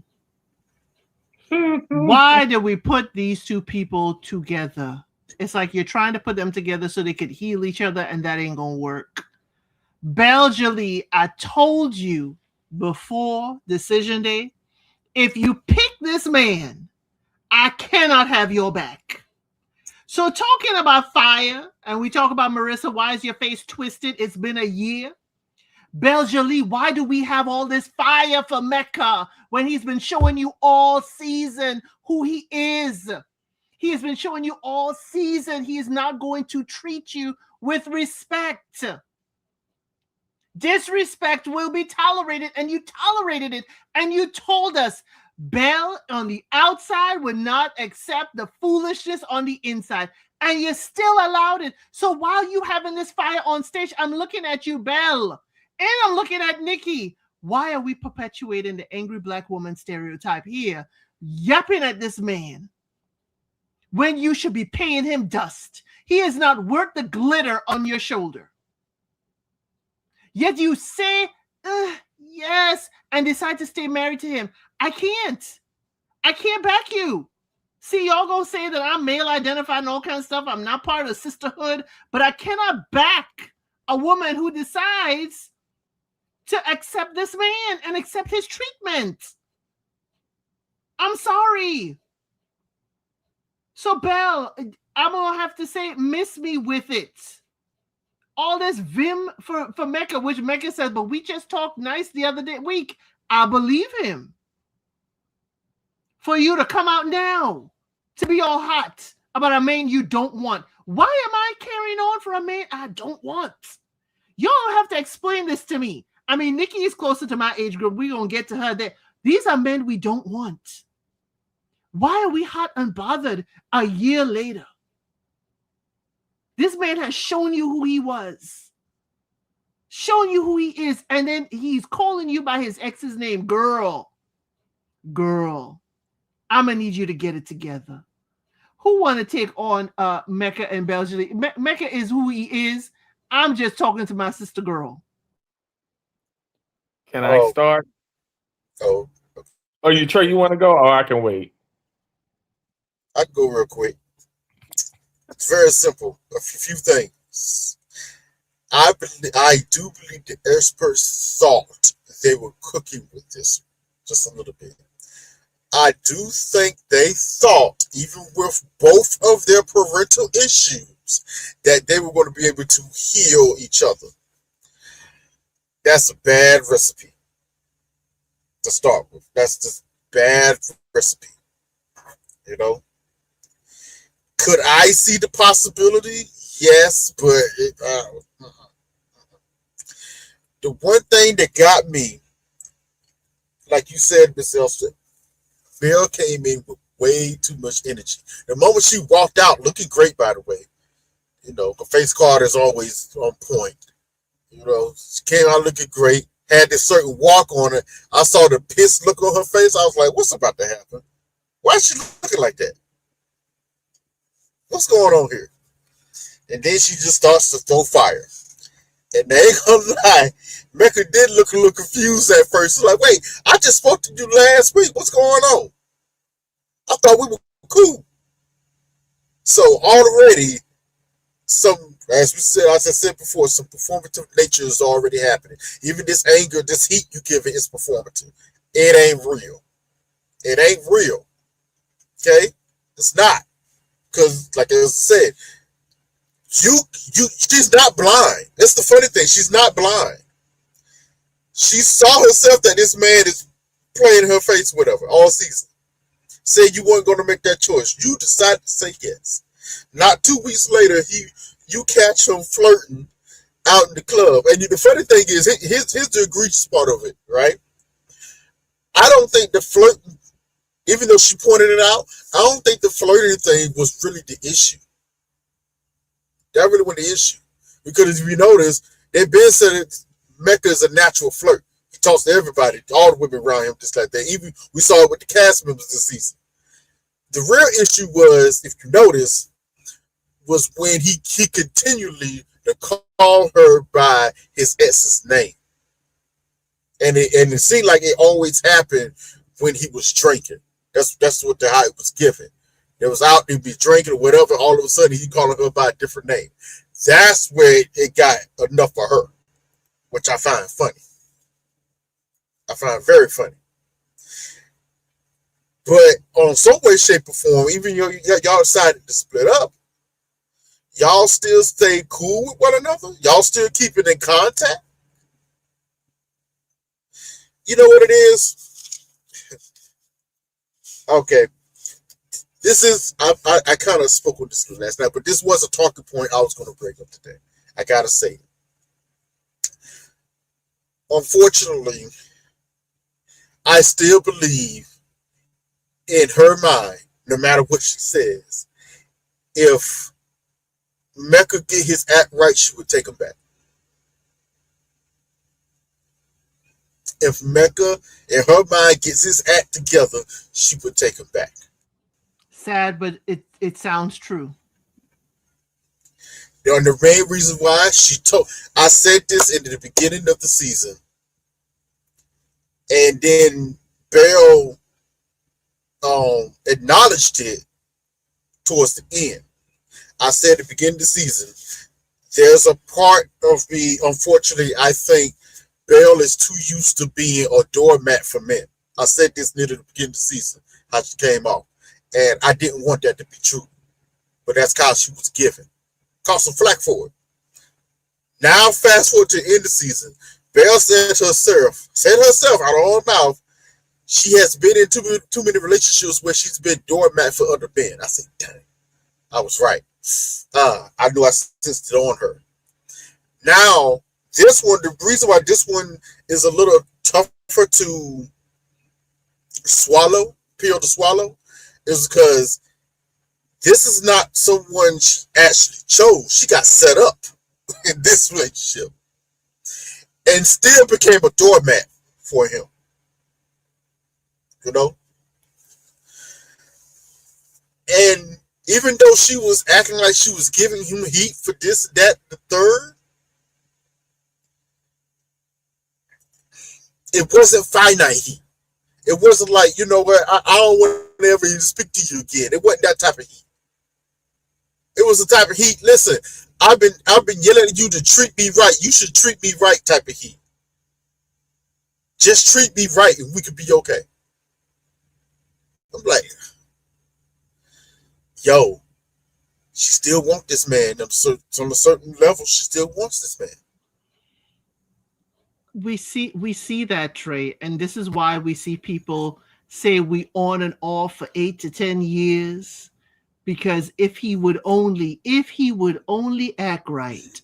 The man is showing you how he's acting. He's showing you. Yeah. And you're not believing him.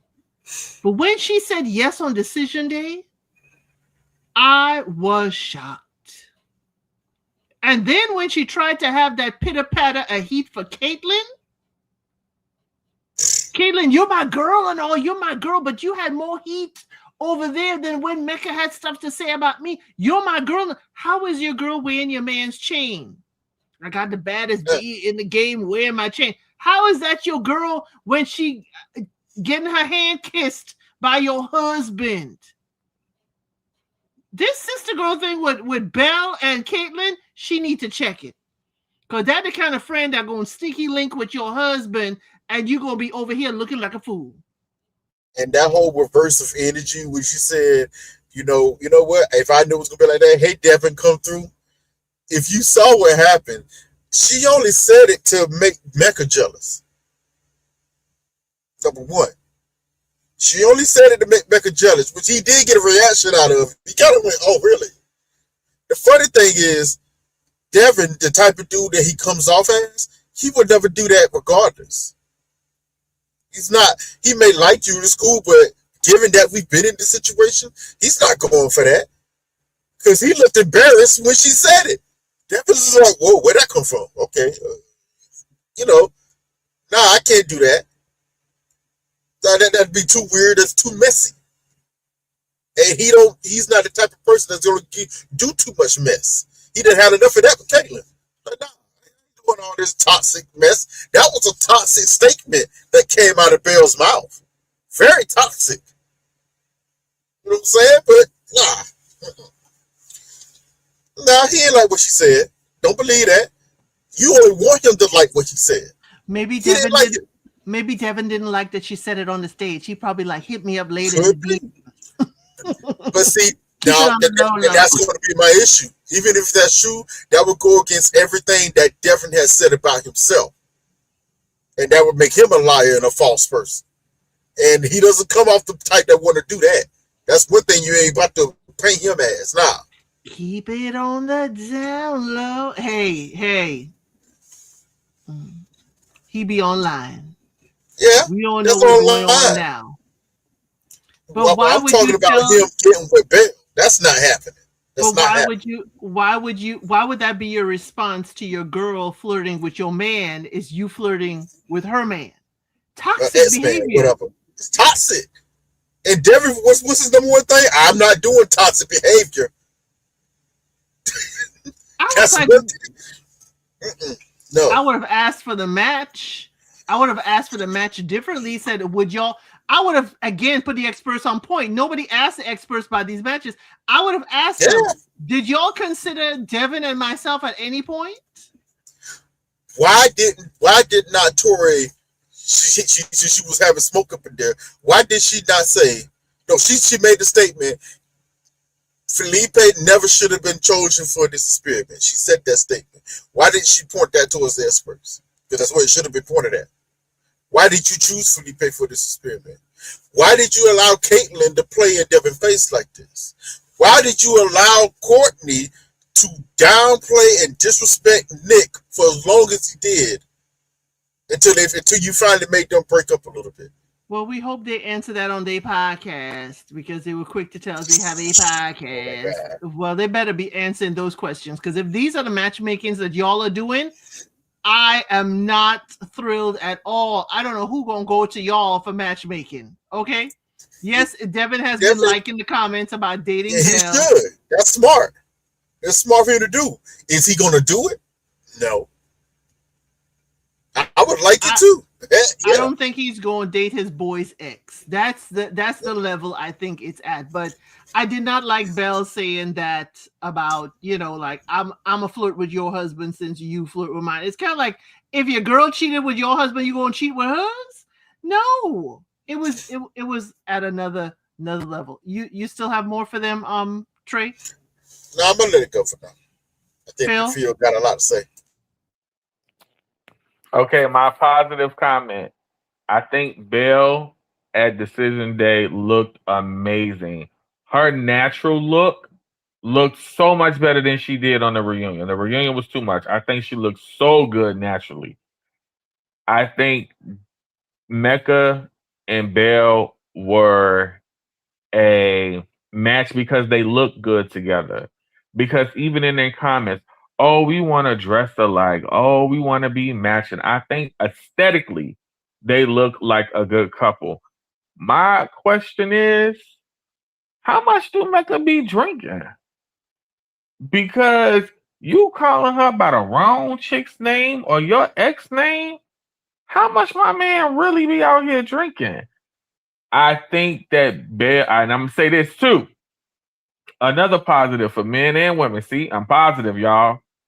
You are not there to heal anybody from their childhood's traumas. That is not your job in a relationship. I am not here to heal you. Go to therapy. Go to church. Go somewhere out of my face looking for healing. I am not here to heal you. I'm with El said I did not like the heat that Belle came in to the reunion because, again, if you already ended the relationship, pay him dust. Say what you got to say and keep it moving. But that smoke and energy made her think like she was doing something. You really look pressed like you really did like this guy and he dished you. Mecca, you need to grow up and heal because, again, I have concerns about the level of drinking and partying. It's like, that ain't cool. That ain't normal. And you're not like early 20s, you're late 20s. So, you're drinking that much. And who is this ex? I want to know. I have more questions for Mecca than I do Belle. I do hope Belle finds somebody, but I want Belle to put herself first. Don't ever, every man and woman listening to the sound of my voice, you cannot heal somebody else if you're not healed first. And I don't even think Belle is healed from her childhood trauma, growing up without her father and things like that. And, she said she grew up in a very poor household. I think everybody needs some healing. I don't think that the experts, they kept telling Belle, well, she can show him he's worthy to be loved. But again, I think on these shows, I don't like, they want the women to heal the men all the time and telling them, you can heal him, you can heal him. You cannot heal that man, yo. Ladies, fellas, you cannot heal the other person. Heal yourself. I hope she learns to always be herself at all times. I think Belle puts up a lot of fronts.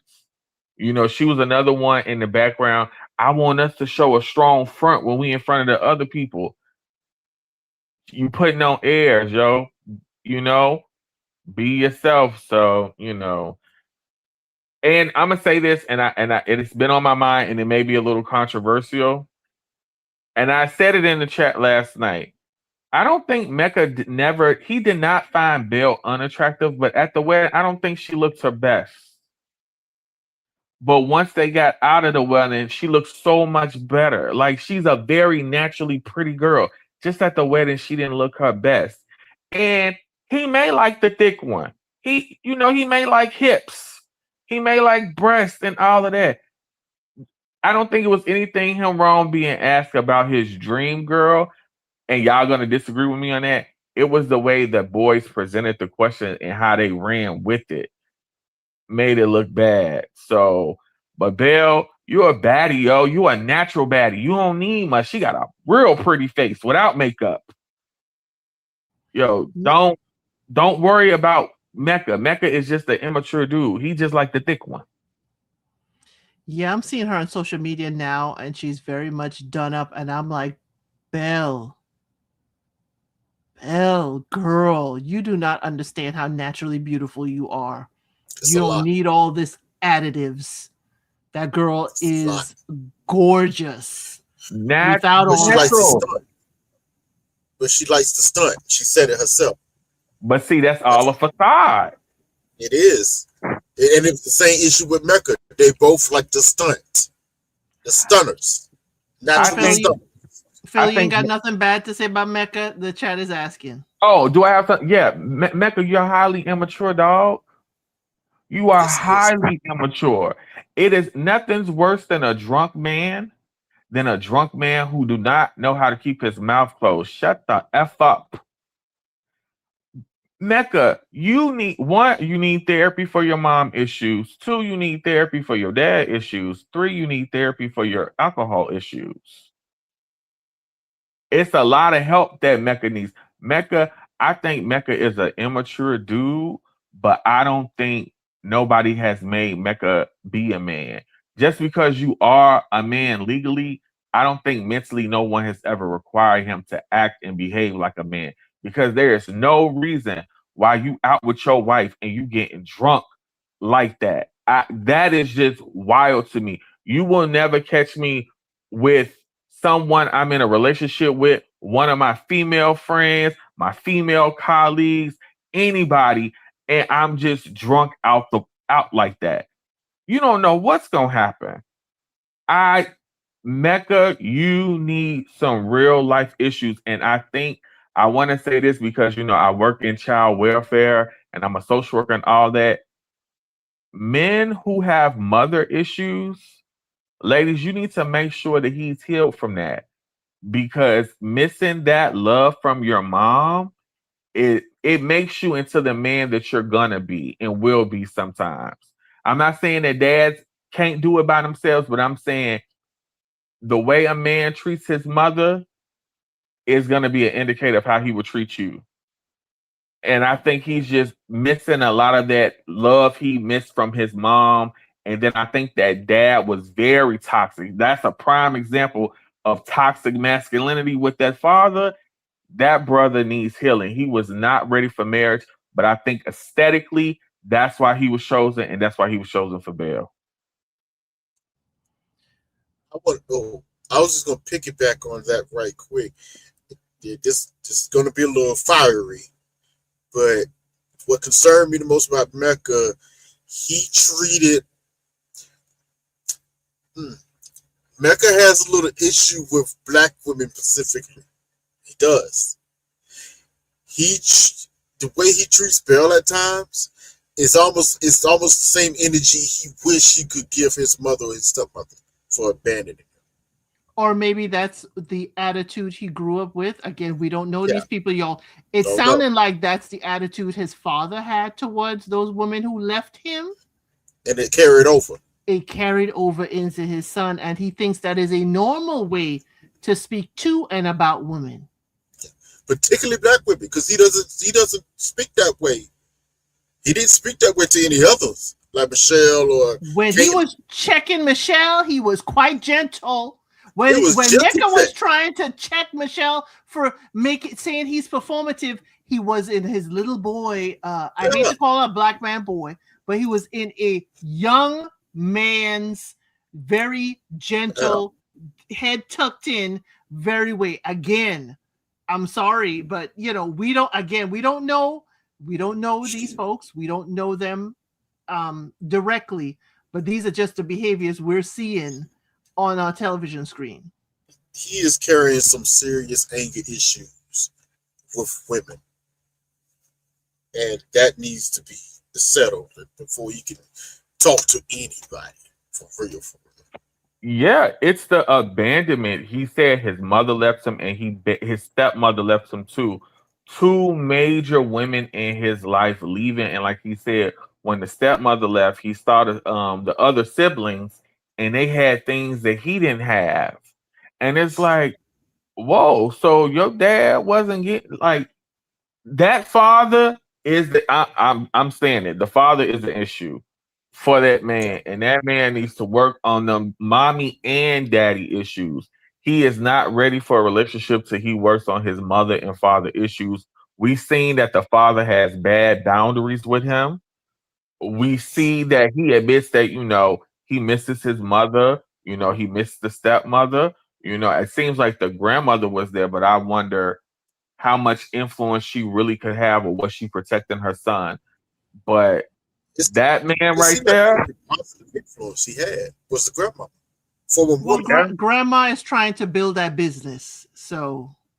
Well, that's the positive, and the dad is educated. So, if we really want to dive in on that dad got some personality conflicts, because it's one thing for one woman to leave you, but two with the children, and he's carrying anger from that. His father is carrying anger from that.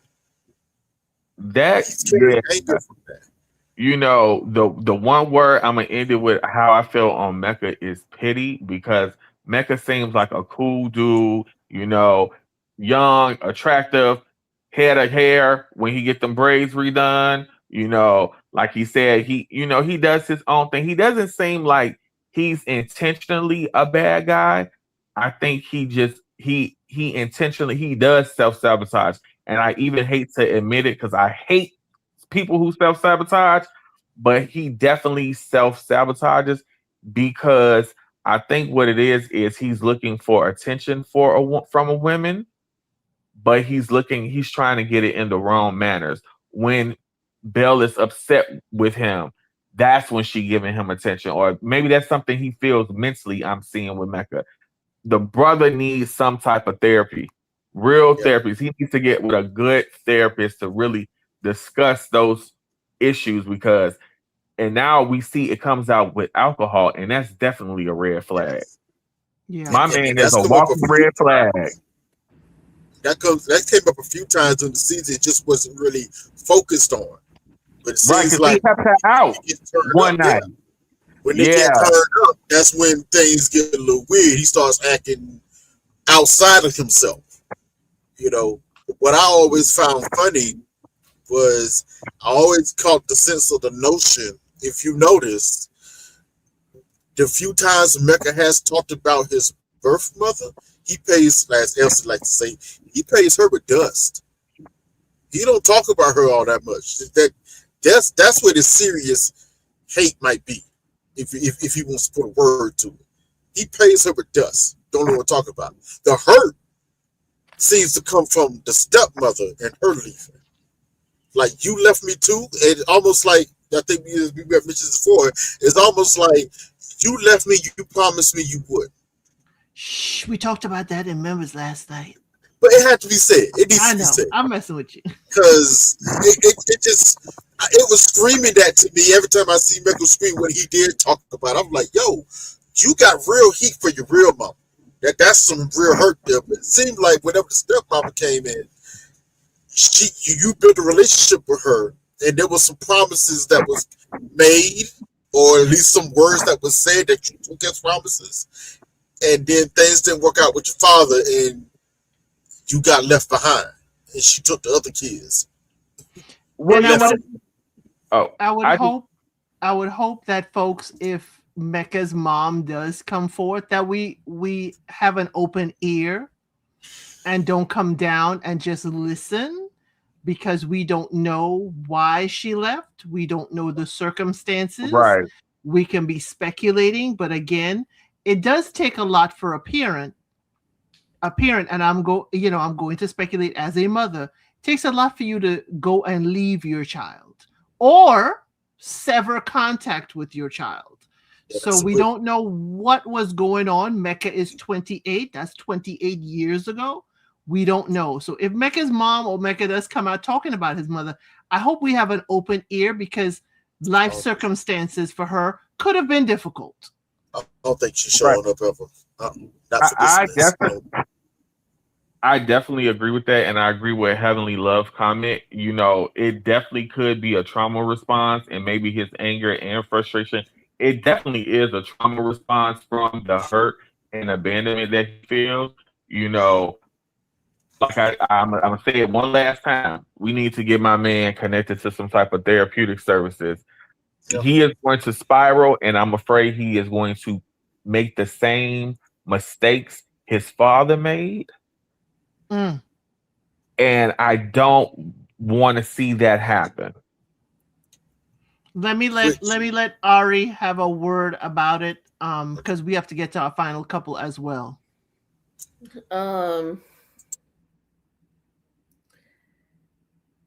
I know I kind of said earlier that I was tired of Belle the last few episodes, but I think that was a lie, which I unintentionally said.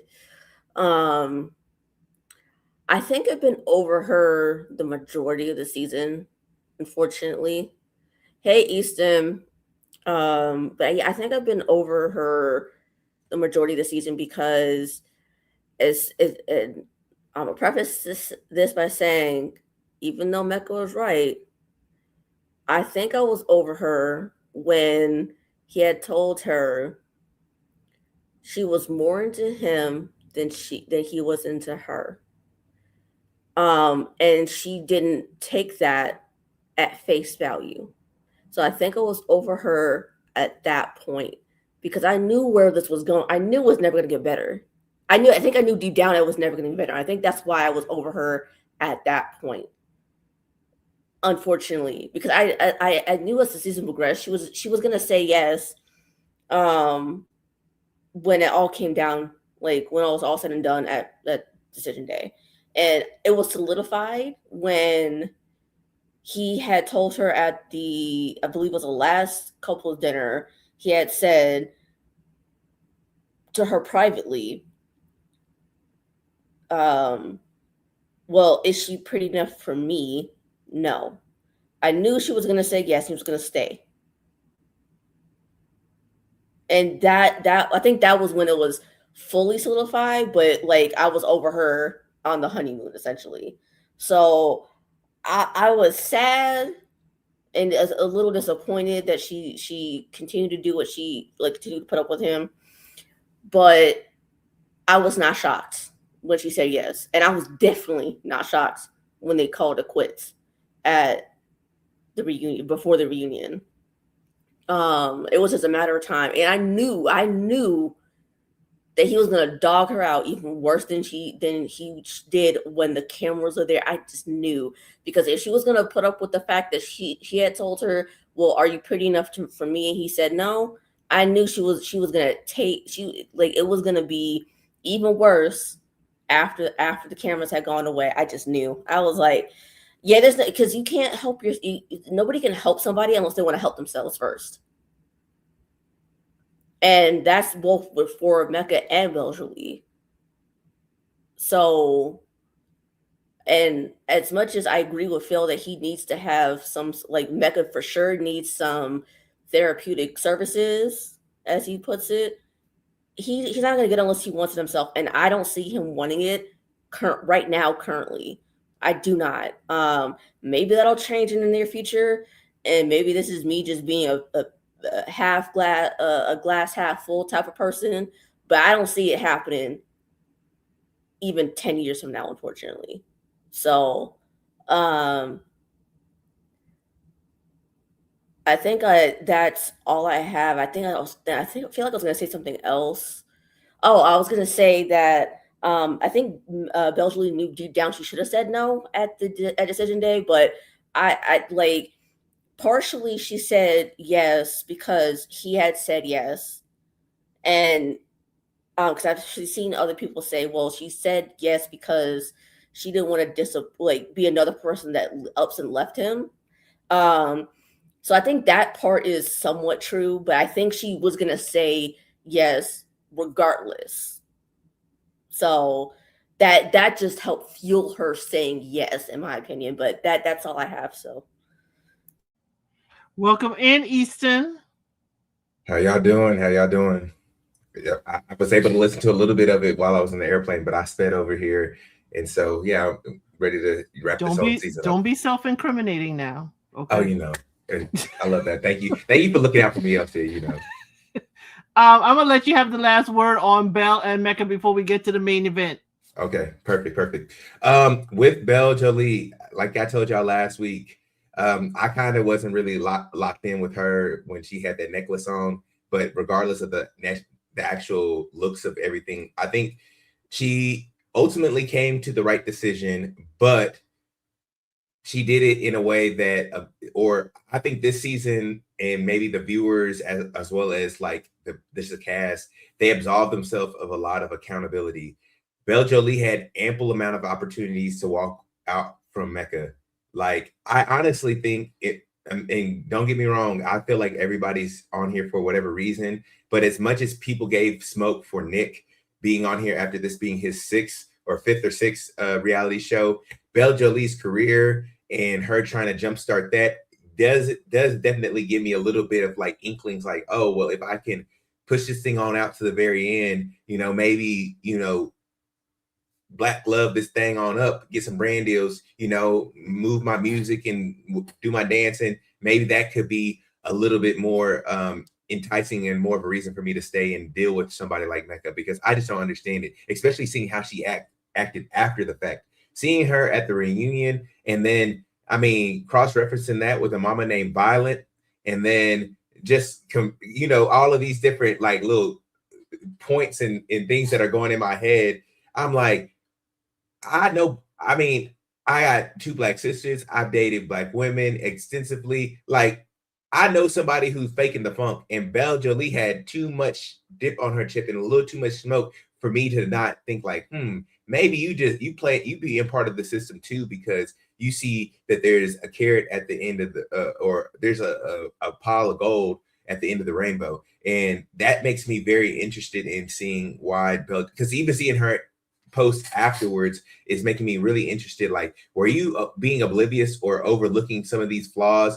Although it was maybe some trauma between yourself, because I think that you do have an attachment issue. Like, you overly defended Mecca and you overly committed yourself to Mecca when he didn't give you anything. And to be honest, him and Felipe suffered the same issues of being too honest, which I can go into a whole nother tangent about. Do you want people to be honest and tell you their true thoughts? But clearly we don't. But either way, you had plenty of opportunities to walk away from Mecca and you chose not to. So it makes me look at you upside your head and be like, what were your real reasons? Because it can't be because you were madly in love with him, seeing how you acted and operated after the fact, because you were sitting on this stuff the same way with the nails and all that other stuff. It just made me like, think about you a little bit differently. Mecca, Mecca is, look, I want a season where they actually get people who are wanting to be on the show so you can get the fans what they want, because you're going to see so many mismatches between it's going to be the looks compatible and the not looks compatible. It's going to be a whole bunch of hoopla, because we can't, it's tough. We're in a day and age where my golden rule is, if you don't look like you need to be on the show, you probably don't need to be on the show. And leaps and bounds, all the guys were getting recruited. I think Felipe was recruited off of a dating app. Mecca was recruited. Like, these people aren't signing up for the show. And so operating and acting as if they aren't really. Everybody's like, well, why aren't they? They're on the show. That doesn't necessarily mean that they're ready to get married or even operate or have developed themselves to be in marriage material. And so I think Mecca has so much work to do. He shouldn't have said the things about Belle Jolie. He was incredibly wrong. But I always chalk that up to, you weren't ready. You 28. You probably weren't. You probably thought this was going to kick off your career, because Mecca had a little bit of a modeling / social media influencer career. And I think that these, not necessarily these people, just them in general, but they might not have always came on the show for the right reasons and with the right intentions. And so I'll just land it there. Yeah, I think the brutal honesty is a hard part. You can be honest. You could do so gently. You could still be honest, but you don't have to be cruel or mean or, and I had to learn that. Y'all know me. Y'all who've been here a while know me. I could be real honest, and I was last night in the membership, that it would even knock Trey's wig back, and Trey doesn't wear wigs, okay? I could be brutally honest. But I had to learn to kind of you can say it in a manner that's not digging in. But it could be the New Yorker in me too. Well, the thing about being honest and saying what you really feel is, what is your motivation behind it? What's the end goal? Like Felipe telling Tori, yeah, I still think about sleeping with other women. He wanted to be out of that marriage. You know what I'm saying? Mecca telling Belle Jolie, oh yeah, the stupid comments he made, he just said it because he's dumb and stupid. You know what I mean? It's, to me, when we talk about honesty, you got to have an intention, because, somebody can say, hey, how do I look in this? And they look a plumb fool, but I'm not going to say you look a fool because it's going to hurt your feelings. Right? I think Felipe was being honest with Tori as a way to get out of the marriage, but the way he did it was in a cruel way.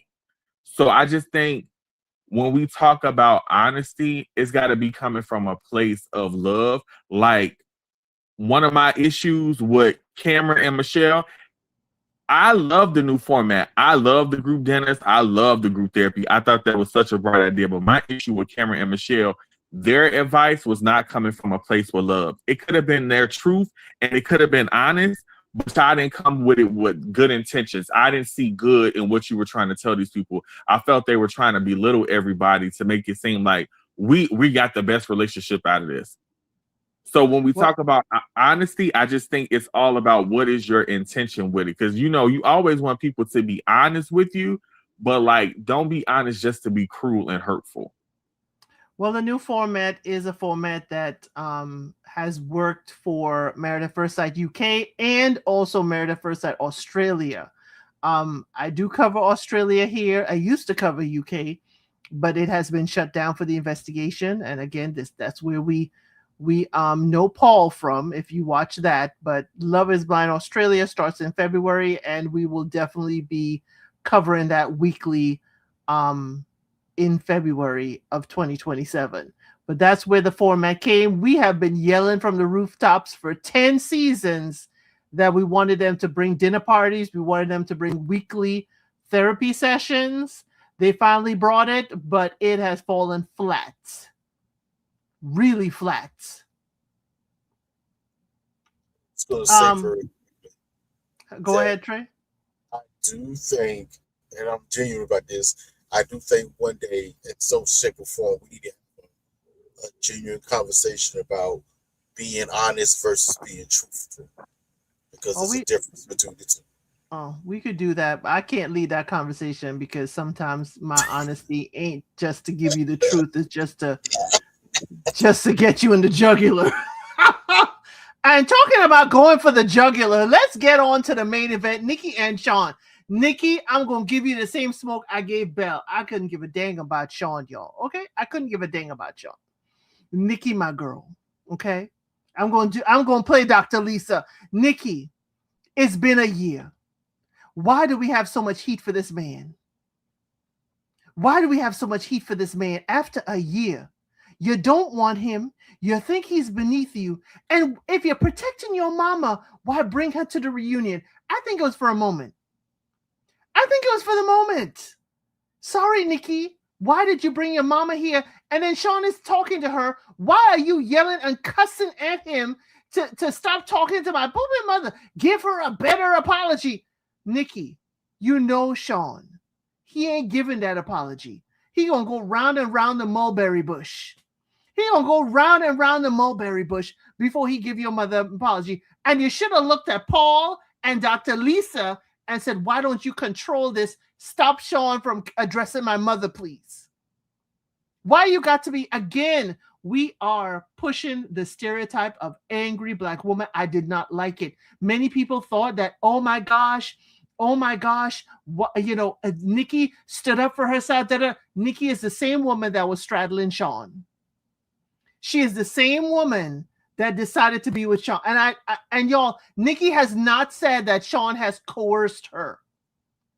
Nikki has not said that. I need that narrative out of there. I need that narrative out of there. Nikki has never said that Sean has coerced her to do anything she doesn't want to do. And I don't believe for a moment that Sean could get Nikki to do what she don't want to do.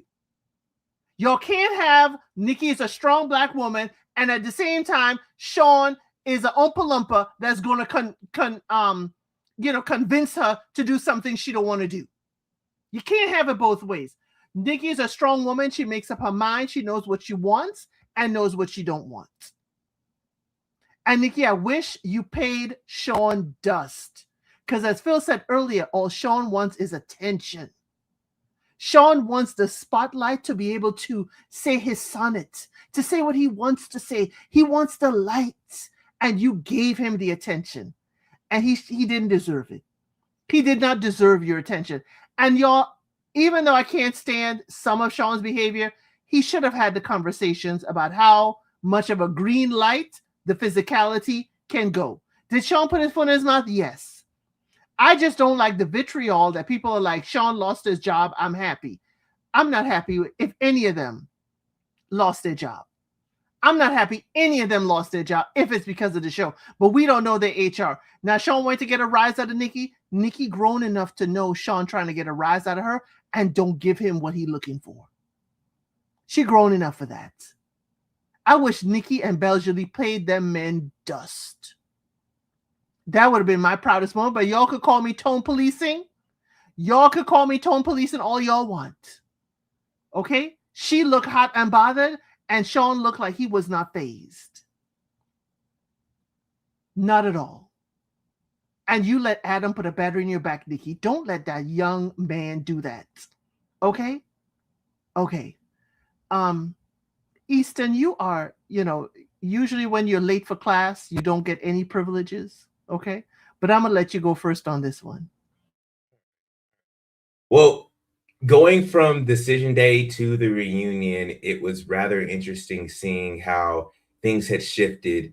I want us as, Elcidians to be very mindful of the editing as you were with Sean and Nikki all season, and really the entirety of the show, because I found it interesting with Mecca, Beljolie, and the Caitlyn and Devin situation, how they had still shots of Mecca doing all this stuff, but they had videos of other parts. But neither here nor there. I think it was interesting seeing how they portrayed Sean as a very much sexual deviant. And then it kind of and seeing his transgressions go and move on. And now we don't see Nikki having the same vitriol as the viewers do.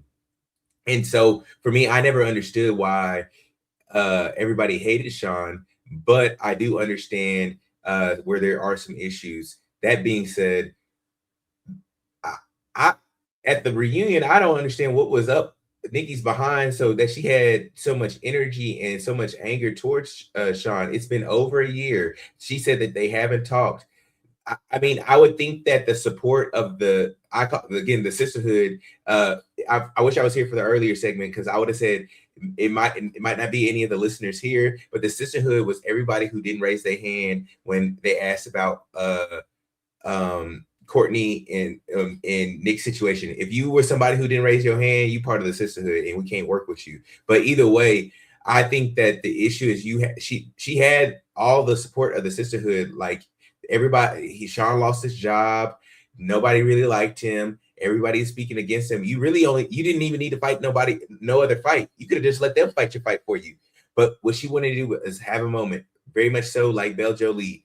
And because of this, it makes you look bad because it makes you look like you're punching down. We know Sean is his issues because his issues are obvious. Nikki, your issues is that you like to victimize yourself in all circumstances. You like to throw a rock and hide your hand. Like I said last week, every time that Sean said something or did something, it as petty Pete of how Sean is, and maybe I don't agree with having to be tit for tat, but at the end of the day, it always started with she said or did this. And I don't understand how anybody has the gall to defend Nikki, because let somebody grab my belly fat. Let somebody poke you in your head, get in your physical space. Y'all fist to go off. I don't understand how y'all letting this slide. Oh, he shouldn't have said nothing. No, if you go, just the fact that you like are grabbing me physically to try to demean me or try to take me down a couple of notches. We know Nikki, she's slick with the mouth. And so she definitely took it there. Sean shouldn't have. And so now that we have it, her point of view is the one that's captured amongst everybody. Sean is playing the villain, but having a little bit more context, we understand that it was a cause and effect and a reaction off of that. But I felt, just to land the plane, I felt like at the reunion, she was doing way too much. She could have had them fight her battle for her, but she is punching down on somebody who's already at the very bottom, and it makes you look even worse because you didn't have to do that. You could have been gracious in your victory because in the court of public opinion, you are unstoppable. And then outside of that, talking to the mama, I mean, Sean was long-winded per usual, but I didn't have no issues with that. And I think they honestly could have worked, but they both got too many issues, and Nikki's issues will be, again, the reason why she's on the show. Same with Sean. The reason why he's on the show. Everybody's on the show for a reason. Some are recruited, some signed up for it, but they're on the show for a reason, and we have to remember that they're not perfect, because you don't have to be perfect to be in a relationship, because there's a lot of good people who aren't in relationships. But to jump over this, to jump into Married at First Sight takes a huge amount of time and responsibility. And I don't think that somebody who's an HR professional, a VP, should do that. I mean, you might as well just get you a matchmaker and call it good, but I'll land it here. Yeah, she's the only one that cussed at her person on the stage. And I was like, Nikki, please. Nikki, no. Why is this a man worth your fire or your attitude? Why are you letting Adam put a battery in your back? Okay? Phil, what you got? I know you're starting off nice. Say something nice, Phil. Say something nice. Yes, Easton, you missed it. I'm trying to be nicer. Mm-hmm. Nikki looked so good with her stank attitude walking into decision day. When she was walking in, she looked so, I was like, oh man, that stank face, she looked so good. So good. Now, here's my negative. Sean did not owe her mama nothing. Sean is a man of a certain age. He is an adult. He was not disrespectful to her mother at all. Your mother, sorry people, your mother can say what she want to say to me, and I'm going to respond to your mom. I'm not going to be disrespectful. But if I don't agree like Sean did, he has the right to say that. Her mother should have never said nothing to that man. They should have never brought the mothers into it. As far as this relationship, I had to message El Cid when I was watching this part and tell her I was so upset because I actually thought they were going to say yes on decision day. But then Nikki does what Nikki always do. She went down that rabbit hole. I never got over you saying I was a 7 in New York and a 10 in Seattle. But you said 50 million times you got over it. So what was it? And then it just went left. And then Easton, as Easton said so many times, the Sister Girl Alliance came through. She let the internet pump her head up, and the women are still saying, oh, Nikki got him together. Nikki got him together. Nah, she really didn't. She made a fool out of herself. She looked angry and aggressive. It wasn't a good look. 2, I'm sorry, y'all. Sean was a man attracted to a woman. He was not predatory. Maybe he ain't got no game, but words like predatory and coerce her into doing something. Nah, she got on his lap because she wanted to get on his lap. Whatever happened in that bedroom when he came out with his robe open, she was with it. That woman ain't said nothing all of this time as an HR representative to say that she felt somewhat sexually intimidated by this man. I'm just mad because on paper and in person, they make a great looking couple. Highly intelligent Black people. Age appropriate. Both wanting children and families. But their egos, the tit for tat, the petty for petty, it was all so ridiculous. It was embarrassing to see older, educated Black people act like this towards each other. And then Nikki being so nasty to Sean, like, all that's not necessary. I think that Nikki did not find Sean attractive. And I don't think she didn't find him attractive. He was just short. I think it was just a height issue. I don't think she appreciated his intelligence because I don't care what nobody said. Sean used his intelligence to outsmart Nikki. I think that Nikki is still an attractive woman. I just hope when she enters her next relationship, she learns how to have conversations with men, because the argument on the night before decision day came about because Sean asked her to use one emotion word, and Nikki went into an HR speak, and he was like, that's not what I asked you. She's always talking at him, not to him. Like the expert said, it's her conversation sounds very transactional. So it's like she needs to work on that. I was just really embarrassed. I thought it was a yes on decision day. I really did. Nikki is not innocent, ladies. I'm sorry. I wasn't a fan of her behavior on the show. Sean, I hope that, I hope both of y'all find happiness with somebody. I think, if you guys go to therapy and work on communication, another positive for them, I'm giving y'all advice. Work on your communication techniques and learn how to talk to people and not at people. I think both of you guys would make somebody a happy partner because you are successful, attractive people. I just hate that it was such vitriol between the two of you for really, I'm not understanding the reasons why. It was a year ago. Nothing really happened that bad in that relationship to warrant so much hatred from one another. So I'll land the plane there. Or so much hatred on the internet that people are gleeful that Sean lost his job. I don't understand it. I know for many people, Sean is not, the Idris Elba look.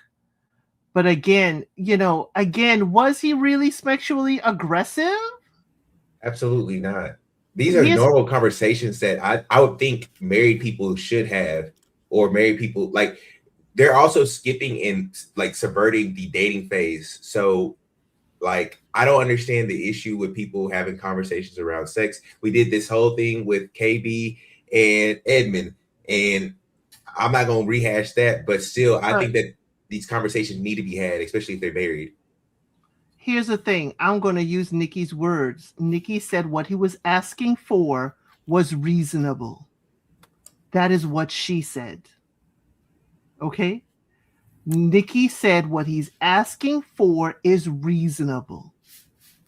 Nikki is a strong woman. She's a decisive woman. She knows how to handle the conversation and a person that she does not want to be around. Okay? So again, I don't like how he talked about her being aggressive that time. I think they both were jockeying for position. I think they both wanted to be, on, the top person. And when that happens, that's when things go off the rails. But what did Sean tell her that night at the dinner? Said, I ain't gonna argue with you again. And he didn't argue with her on camera again. Sean ended up coasting till the end. That's what I think of it. He ended up coasting till the end. But, please, with folks out here talking about him, predatory, coerce her, Nikki has not said any of this. And yes, it's an edited, produced show. It's an edited, produced show. And this is how production wants us to see this man. So please understand, while we have an opinion about people, for me, it's the vitriol of so much heat, anger, and claws going at Sean that I'm like, are we okay? It is a show. Do not go out here making comments on his book that he published based on the personality you saw on the show. Please don't. Okay? Who wants to speak on this next? Between Trey and Ari? I think I might keep it short and sweet, so I know Trey can talk your ear off about stuff. So sorry. But yeah, I think the only thing I can give people as to how it could have crossed over into coercion is that he basically said, without actually saying verbatim, wifely duties, that could go over into coercive behavior. And they people latched onto that so quick, like, or pretty easy. I don't say quickly because they already didn't like him even way before that. So I'm not going to say quickly, but they latched onto that pretty easily because they already didn't like him because of the whole sexual innuendos and all that stuff out on the honeymoon and all that stuff. The only thing I will add on to Phil's is that she didn't like Nikki didn't like his height, but she also didn't like his weight either because, and I believe I said this, I know I said this to Elston behind the scenes, but I think I said it last night too, but if Sean had a 6-pack, 6 foot, and was handsome, because he already was making about 6 figures. I mean, I don't know if he's making that now, but at the time he was definitely at least making almost close to 6 figures. So I'm not going to add that. But because if he had been 6 foot tall with a 6-pack and was more handsome to her, she would have let this whole thing slide. And so would a lot of the women who were gassing Nikki up and putting a battery in her back all season. So they would have let a lot of stuff go. Like, even if he still had the same personality, they might have given him a little smoke, but it wouldn't have been nearly as much. And they would have still let her get away with. I disagree. Anyways, but yeah, I mean, yeah, I don't know. I don't know if I have much more. I mean, and I don't remember who said it, either Phil or Easton, but Nikki did what Nikki does, and I think personally, Sean would have said yes if Nikki hadn't said everything that she had said. I think he would have been yes personally, and then she went on a whole diatribe about him, and yeah, she wasn't over that 10 in Seattle and 7 in New York. She wasn't over that because she kept bringing it up repeatedly. And I'm like, that's the first indicator you really do still care, because otherwise you would have never brought it up to begin with, let alone once. So, girl, please stop lying, because at that point you're lying. But yeah, I mean, they did what they both usually do: is Nikki ends up starting stuff. Sean is extremely reactionary and does things within seconds of her doing something or saying something. and it just goes to hell in a handbasket from there. So, I mean, I really don't have too much to say, honestly. So That's I'm gonna let you okay. Trey, I know I guess we may have been raised similarly. Would you be cussing an ex out in front of your mama?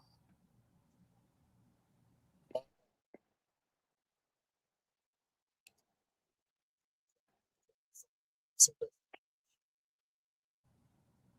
Huh? all the people on, Okay.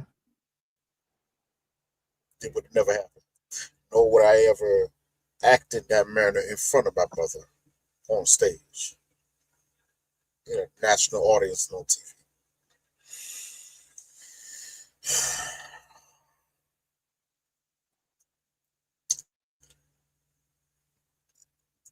I don't know. I'm teeter-tottering here because I had some points to say, but I've also been reading the comments and it's been bothering me. What to the point go for it, please. I want to hear. I want to to the hear. point I want to say, I want to be like, you know what? When people show you who they are, believe it. And I'm not talking about Sean and Nikki. No. People are really as good and as virtuous we can be. Our tendency to be nasty and show vitriol is just as high, and it's shameful to see sometimes. You're ready to throw it on other people until it's thrown back upon you. But with saying that, I'm gonna say what I've been saying this whole season about this couple. And I started out with every week saying this. These two people are made for one another. Okay? Perfect. The experts weren't lying on this. On paper, these two work together so well, it's ridiculous. And I don't wish either of them on anyone else.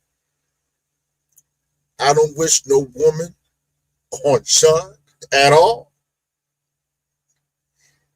Woo, at all. Boy, you got I said this earlier, you might be a little aged out. Yeah, well, you're to the point where I don't think you can even learn anymore. Because I think it was capitalized perfectly when Mecca spoke up and said, hey, Sean, gave him some great advice. You know, how he should probably conduct himself through this reunion. But he couldn't take it for himself. Sean, come on. You gotta learn how to take your own advice, bro. Because even though you wasn't giving the energy back and it was making Nikki look crazy, the fact that I could still see you was trying to get your point out was digging you even further hole. He should have just shut down and be like, I ain't got nothing to say. That's what he should have did. You know. But his pride and ego would never allow that. Which also brings me to Nikki. I wouldn't wish no man upon Nikki. And if you're a man, you want to go holler at your Nikki, go ahead. Good luck to you, brother. I pray for you. And I really need that. Because you're going to go through it. You're going to go through it. But it's the same thing with her. Her ego is just as bad as Sean. Got to get her point across. Can't let this shit go. Doesn't matter how many years it's been. Vindictive nature on 10. It's coming out. It's coming out. You know, beware of people like this. Okay? Because let's just keep it all the way funky, all the way real. We keep waxing on, you know. Yeah, we know he wasn't attracted. She wasn't attracted to him when they first met. If she was, half of this mess we talking is a non-issue. We all know it. It's a non-issue. Wouldn't even be talking about it at all. But my issue has always been one and the same. We knew from Jump Street that this was going to be a bad match when they saw each other. at least out here on this panel, said this. We knew from Jump Street. The experts knew it. When they set him up, they specifically said, if Nikki can get past the physical aspects, this would be a great relationship for her. They said that. And the only reason why they went along with the match is because, in her own words, she said she was a sapiosexual. She cared about a person's mind rather than looks. Where she proved herself to be a liar in that aspect as soon as she met Sean. And I'm sorry, she was disrespectful first from the moment she met him. She started this trend. Not him, she did. Yes. This was her rodeo from Jump Street. They even tried to make a joke about it during the reunion. Hey, Nikki, how did you not know that was your husband? Oh, I thought you could have been the officiator. Girl, cut the crap. Cut the crap. You could That not was a believe. lie. That was a lie told that night. She Such a could lie. not believe. You know what? I'm telling. I'm gonna say it. She could not believe in her mind. I'm gonna invoke Nikki. I know they did not put this black garden gnome in front of me. That's exactly what she was thinking. That's exactly Not a garden gnome. That's exactly what she was thinking. Okay? So she was starting off disrespectful off rip. Okay? Off rip. Now, Sean can't escape this. As soon as he figured out that that's the energy he was getting, he responded in kind. That's kind of his main problem. Because he gives as much energy as you dish out to him. But I can't talk too much on that because, like Issa said earlier, I'm sorry. If someone's talking crazy up in your face, I'm not going to sit here and tell you to just take it all the daggone time. That's ridiculous. You will be an idiot if you try to tell me that he should have did that. I'm going to call you an idiot. Are you stupid? Or did your mama raise a fool? Yeah, I'm bringing your mama into this. Your mama must have raised a fool. Because this is crazy. Yeah, I'm getting activated. Let me... Because this is bothering me. Okay? Because there's a lot of projection going on, especially when this couple came on my screen. Projections from them, projections from us watching them. And it's making me look at a few people that I thought had their head on straight, a little crooked, like, yo, you can't really be thinking the way you're thinking right now. That's, wow. I'm losing respect. And that's, once I lose respect, I'm looking at you like, wow, that's how you really, okay. That's how you feel, that's how you feel. I can't really deal with you, you know. But yeah, back to them. You know, we all knew this shit was doomed. Everybody, and this goes for everyone, we're just here along for the ride to watch the train wreck because we knew it was going to be one. So, and this we all are guilty about. Because I ain't gonna lie, I enjoyed watching some of it too. But what I'm not gonna do is hide my hands when I know I'm throwing rocks. Like, nah. But I can clearly still call out the bull crap that's in front of my screen.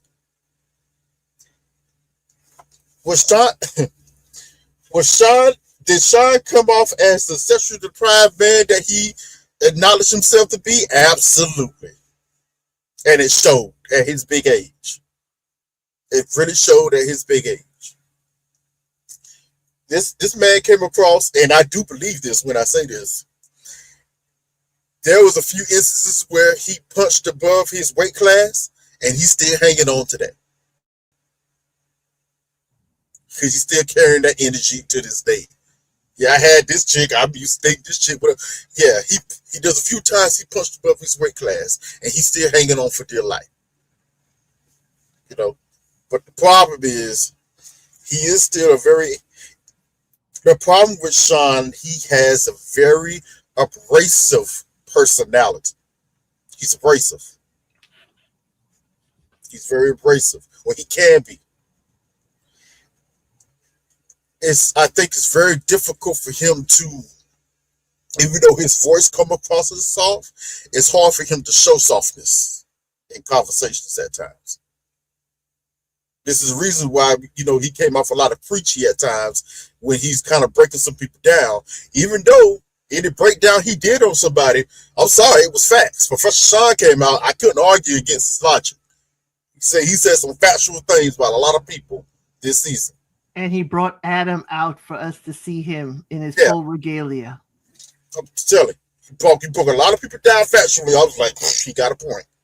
He got a point. And Nikki was the same way. She didn't expect to be called out like she did. That was half the reason why she was mad at herself this whole season.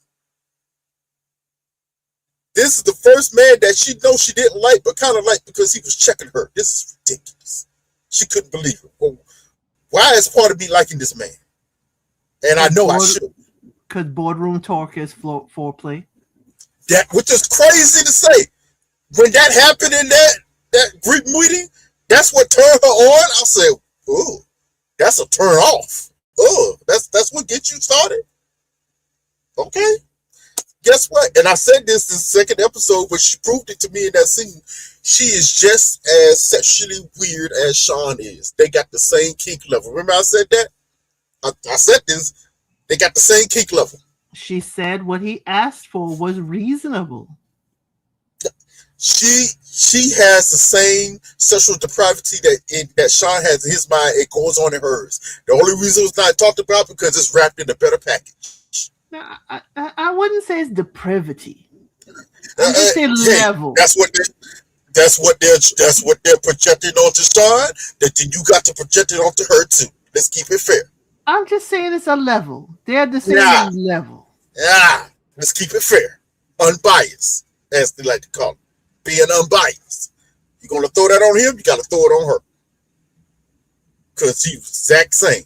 It's just wrapped in a better package. So it's easier to swallow. Ooh, yeah. Pun intended. We are one. We are one.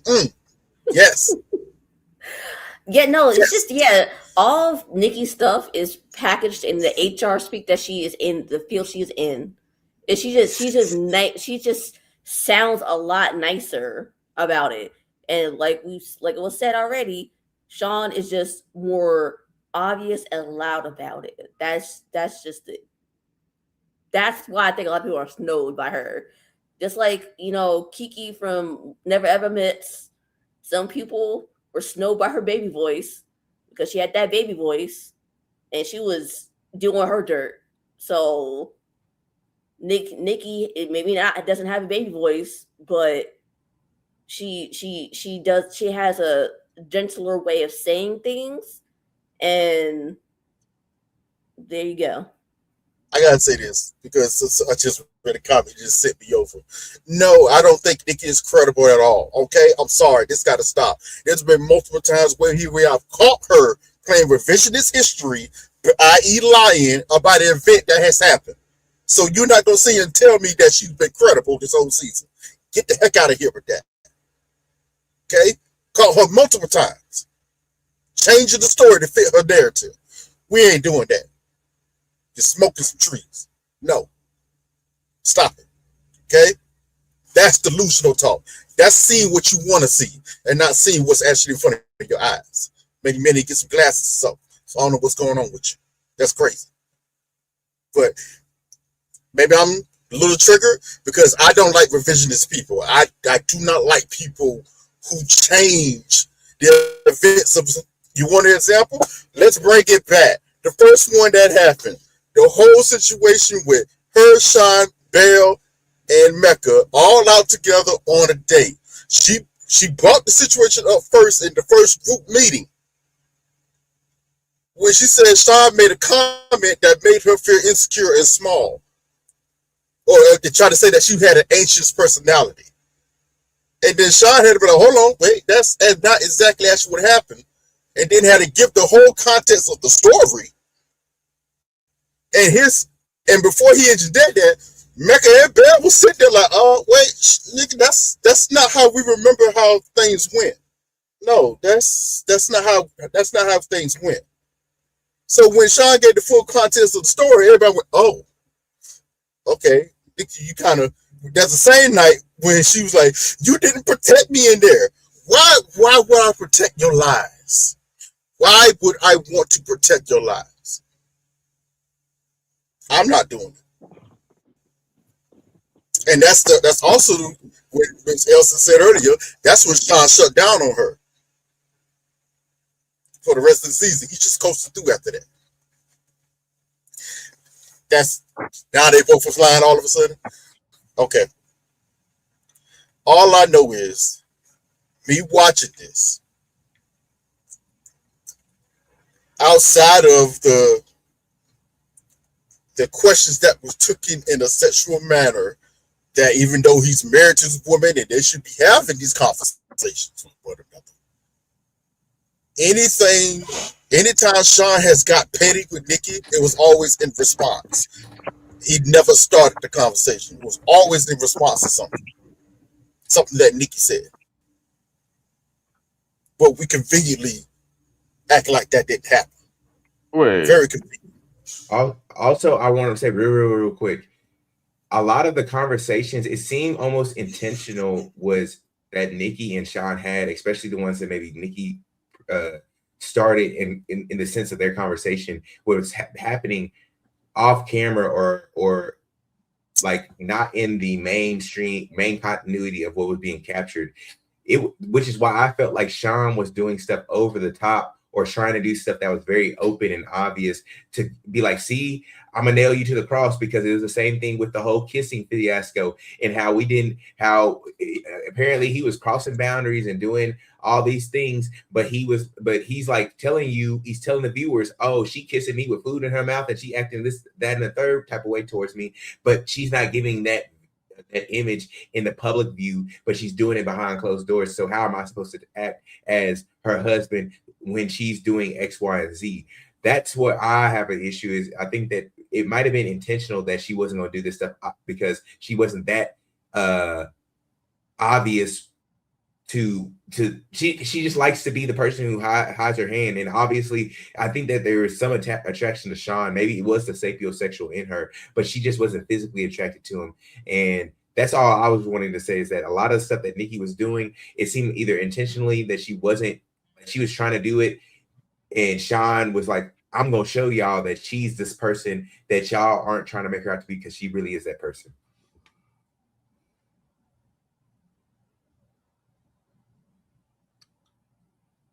Phil, you had something to interject? No, I'm just reading the comments and stuff, and we're using certain words, and I just don't. For me, and maybe I'm not understanding, and I can admit I'm not the smartest man in the world. When I'm hearing the comments about like coercion, and I can never get that word out, so forgive my country accent, and stuff like that with Sean and Nikki, to me, I looked at the behavior of Sean and Nikki as a man who was trying to get with a woman who didn't necessarily like him, but she was still showing signs that she did like him. I think some of Sean's comments towards Nikki were inappropriate. I feel like he may have done too much at times. Like, he didn't have much game and skill to pull a woman like Nikki. Like, okay, dog, she don't like you, and you going a little bit too hard in the paint when you need to just back up a little bit and just, give her some time and space. I just don't like it. Some of the words I'm seeing and some of the comments I have been reading and the comments I'm seeing online from different YouTube reviewers everywhere is just trying to make him out to be a sexual deviant. And that's not what Nikki is saying. I think like we all are putting our opinions on what happened and what we're seeing and what we're hearing. But that part right there, we never heard Nikki say like he did something that, was wild and crazy to me, and people just putting that on him doesn't seem right to me. And it's also taking away her freedom of choice, because she also made a choice to be intimate with this man or to do whatever they did in their room, because we're all assuming, right?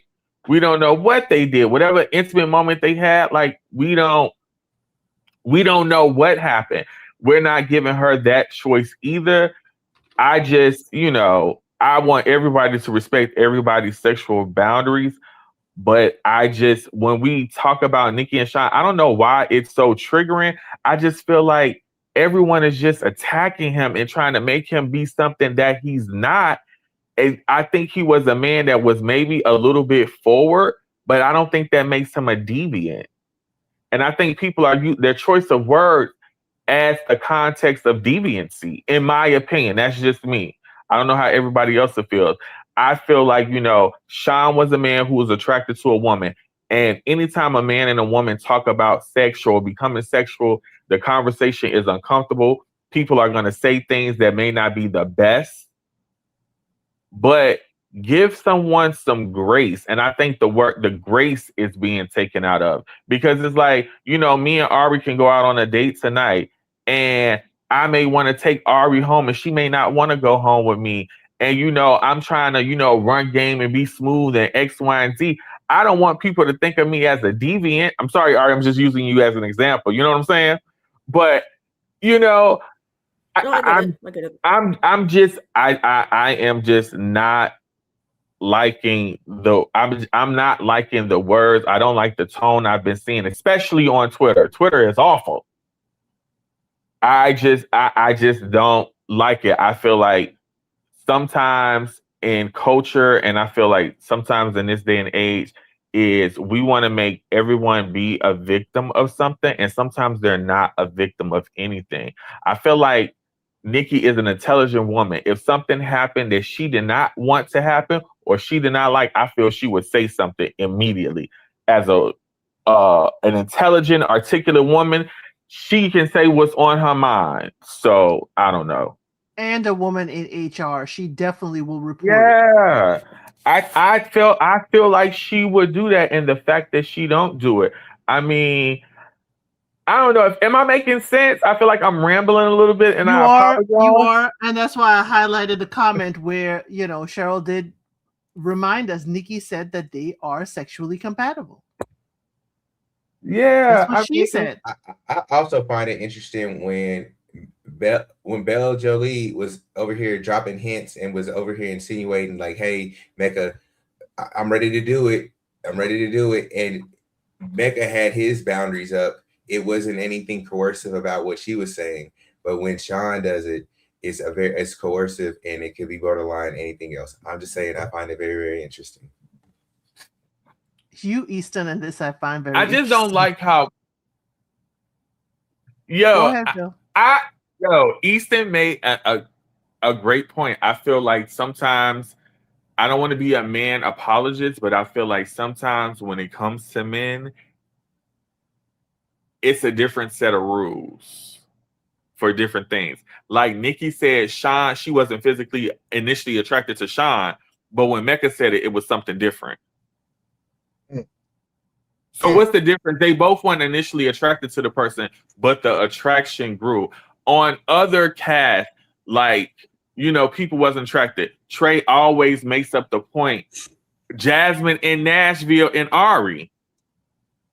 Y'all ain't want to believe me with that one. I told y'all what it was. They ain't want to believe me. And even Paige and Chris in Atlanta.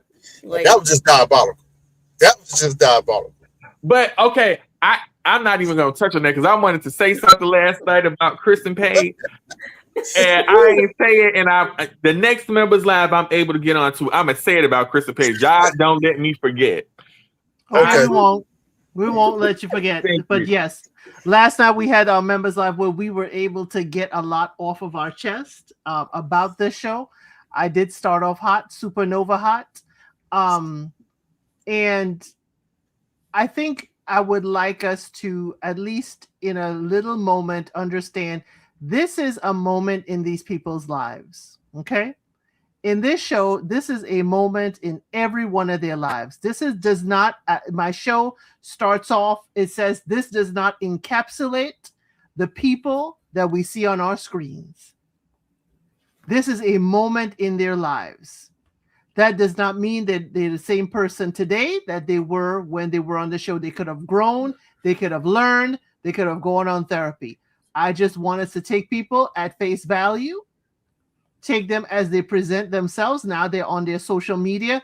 Take them as they present themselves there, because we have seen when we are, we have seen interviews on other channels, especially when we have seen interviews on Little Black Book 91 with cast members. We're like, where's this personality? Where was all this? We didn't get to see all this. We know that this is just a piece of who they are.